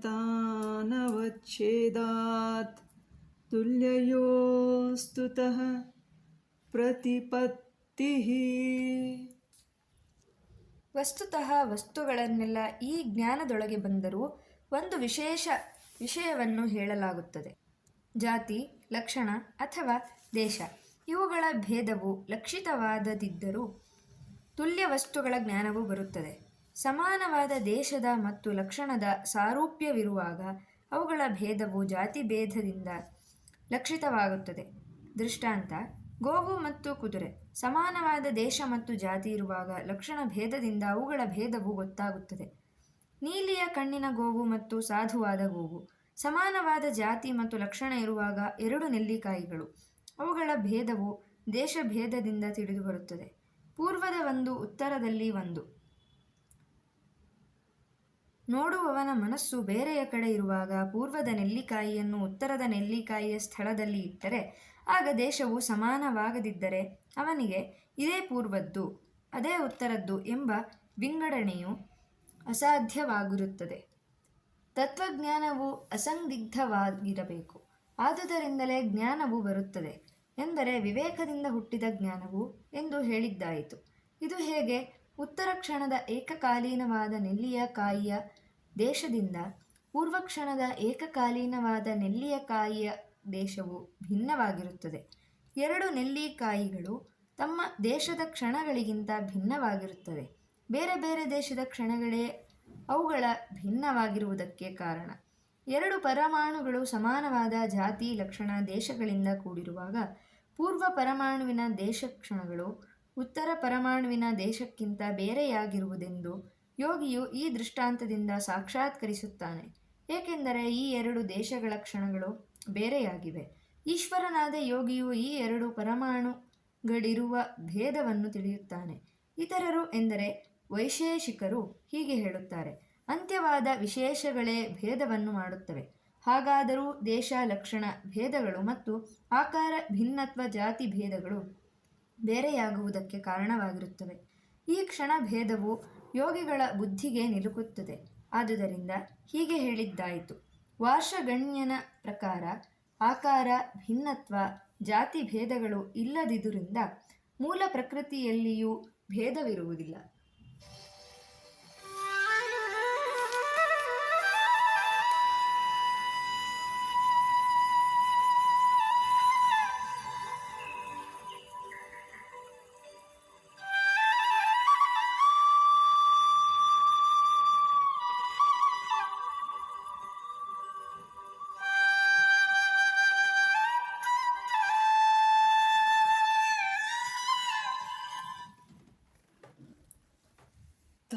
ಏಕಂ ಸರ್ವವಿಷಯಂ ಸರ್ವಥಾ ವಿಷಯಮಕ್ರಮಂ ಚೇತಿ ವಿವೇಕಜಂ ಜ್ಞಾನಂ. ವಿವೇಕದಿಂದ ಹುಟ್ಟಿದ ಜ್ಞಾನವು ತಾರಕವೂ ವಿಮೋಚಕವೂ ಆಗಿದೆ. ಈ ಜ್ಞಾನಕ್ಕೆ ಸರ್ವ ವಸ್ತುಗಳು ವಿಷಯವಾಗಿದೆ, ಎಲ್ಲ ಕಾಲಗಳು ವಿಷಯವಾಗಿದೆ ಮತ್ತು ಕ್ರಮವಿಲ್ಲದುದಾಗಿದೆ. ಸ್ವಪ್ರತಿಭೆಯಿಂದ ಉಂಟಾದ ಮತ್ತು ಇತರರ ಉಪದೇಶದಿಂದ ಉಂಟಾಗದ್ದು ತಾರಕವು. ಸರ್ವ ವಿಷಯತ್ವವೆಂದರೆ ಅದಕ್ಕೆ ವಿಷಯವಾಗದ್ದು ಇನ್ನು ಏನೂ ಇಲ್ಲ. ಸರ್ವಥಾ ವಿಷಯವೆಂದರೆ ಪರ್ಯಾಯಗಳೊಂದಿಗೆ ಸರ್ವವನ್ನು ಎಂದರೆ ಅತೀತವಾದ, ಅನಾಗತವಾದ ಮತ್ತು ವರ್ತಮಾನವಾದ ಕಾಲಗಳನ್ನು ಅರಿಯುವುದು. ಕ್ರಮವಿಲ್ಲದುದೆಂದರೆ ಸರ್ವವನ್ನು ಸರ್ವಕಾಲಗಳಲ್ಲಿಯೂ ಏಕಕ್ಷಣದಲ್ಲಿ ನೋಡುವುದು. ವಿವೇಕದಿಂದ ಹುಟ್ಟಿದ ಜ್ಞಾನವು ಪರಿಪೂರ್ಣವಾಗಿ ಹೀಗಿರುತ್ತದೆ. ಯೋಗ ಪ್ರದೀಪವು ಸಂಪ್ರಜ್ಞಾತ ಸಮಾಧಿಯು. ಒಂದು ಭಾಗ. ಮಧುಮತಿ ಭೂಮಿಯಿಂದ ಪ್ರಾರಂಭಿಸಿ ಅದು ಪರಿಸಮಾಪ್ತಿಯಾಗುತ್ತದೆ.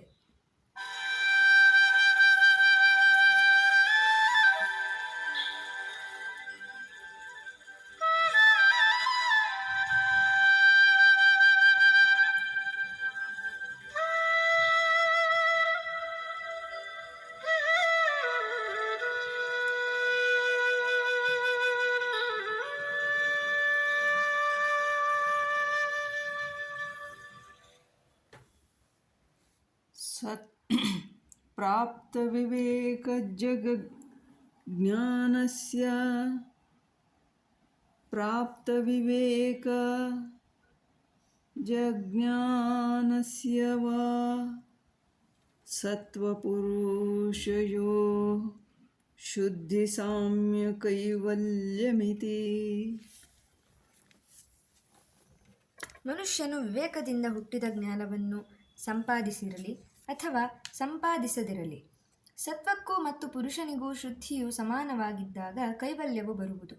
ಬುದ್ಧಿಯ ಸತ್ವವು ರಜಸ್ತಮೋ ಮಲವನ್ನು ಕಳೆದುಕೊಂಡಾಗ ಮತ್ತು ಕ್ಲೇಶ ಬೀಜಗಳು ಸುಟ್ಟುಕೊಂಡಾಗ ಮತ್ತು ಪುರುಷನಿಗೆ ಸತ್ವದಿಂದ ಪ್ರತ್ಯಯ ಭೇದ ಮಾತ್ರ ಉಳಿದಾಗ ಸತ್ವವು ಪುರುಷನಂತೆ ಶುದ್ಧಿಯ ಸಮಾನತೆಯನ್ನು ಪಡೆಯುತ್ತದೆ.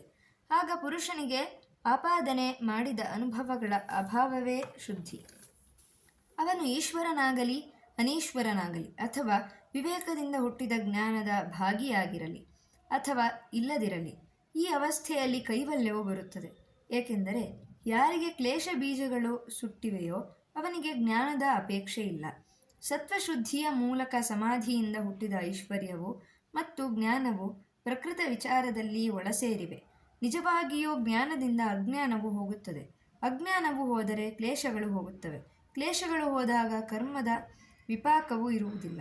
ಈ ಸ್ಥಿತಿಯಲ್ಲಿ ಗುಣಗಳು ಮತ್ತು ತಮ್ಮ ಕಾರ್ಯವನ್ನು ಮುಗಿಸಿ ಪುರುಷನಿಗೆ ದೃಶ್ಯವಾಗಿ ಕಾಣಿಸಿಕೊಳ್ಳುವುದಿಲ್ಲ.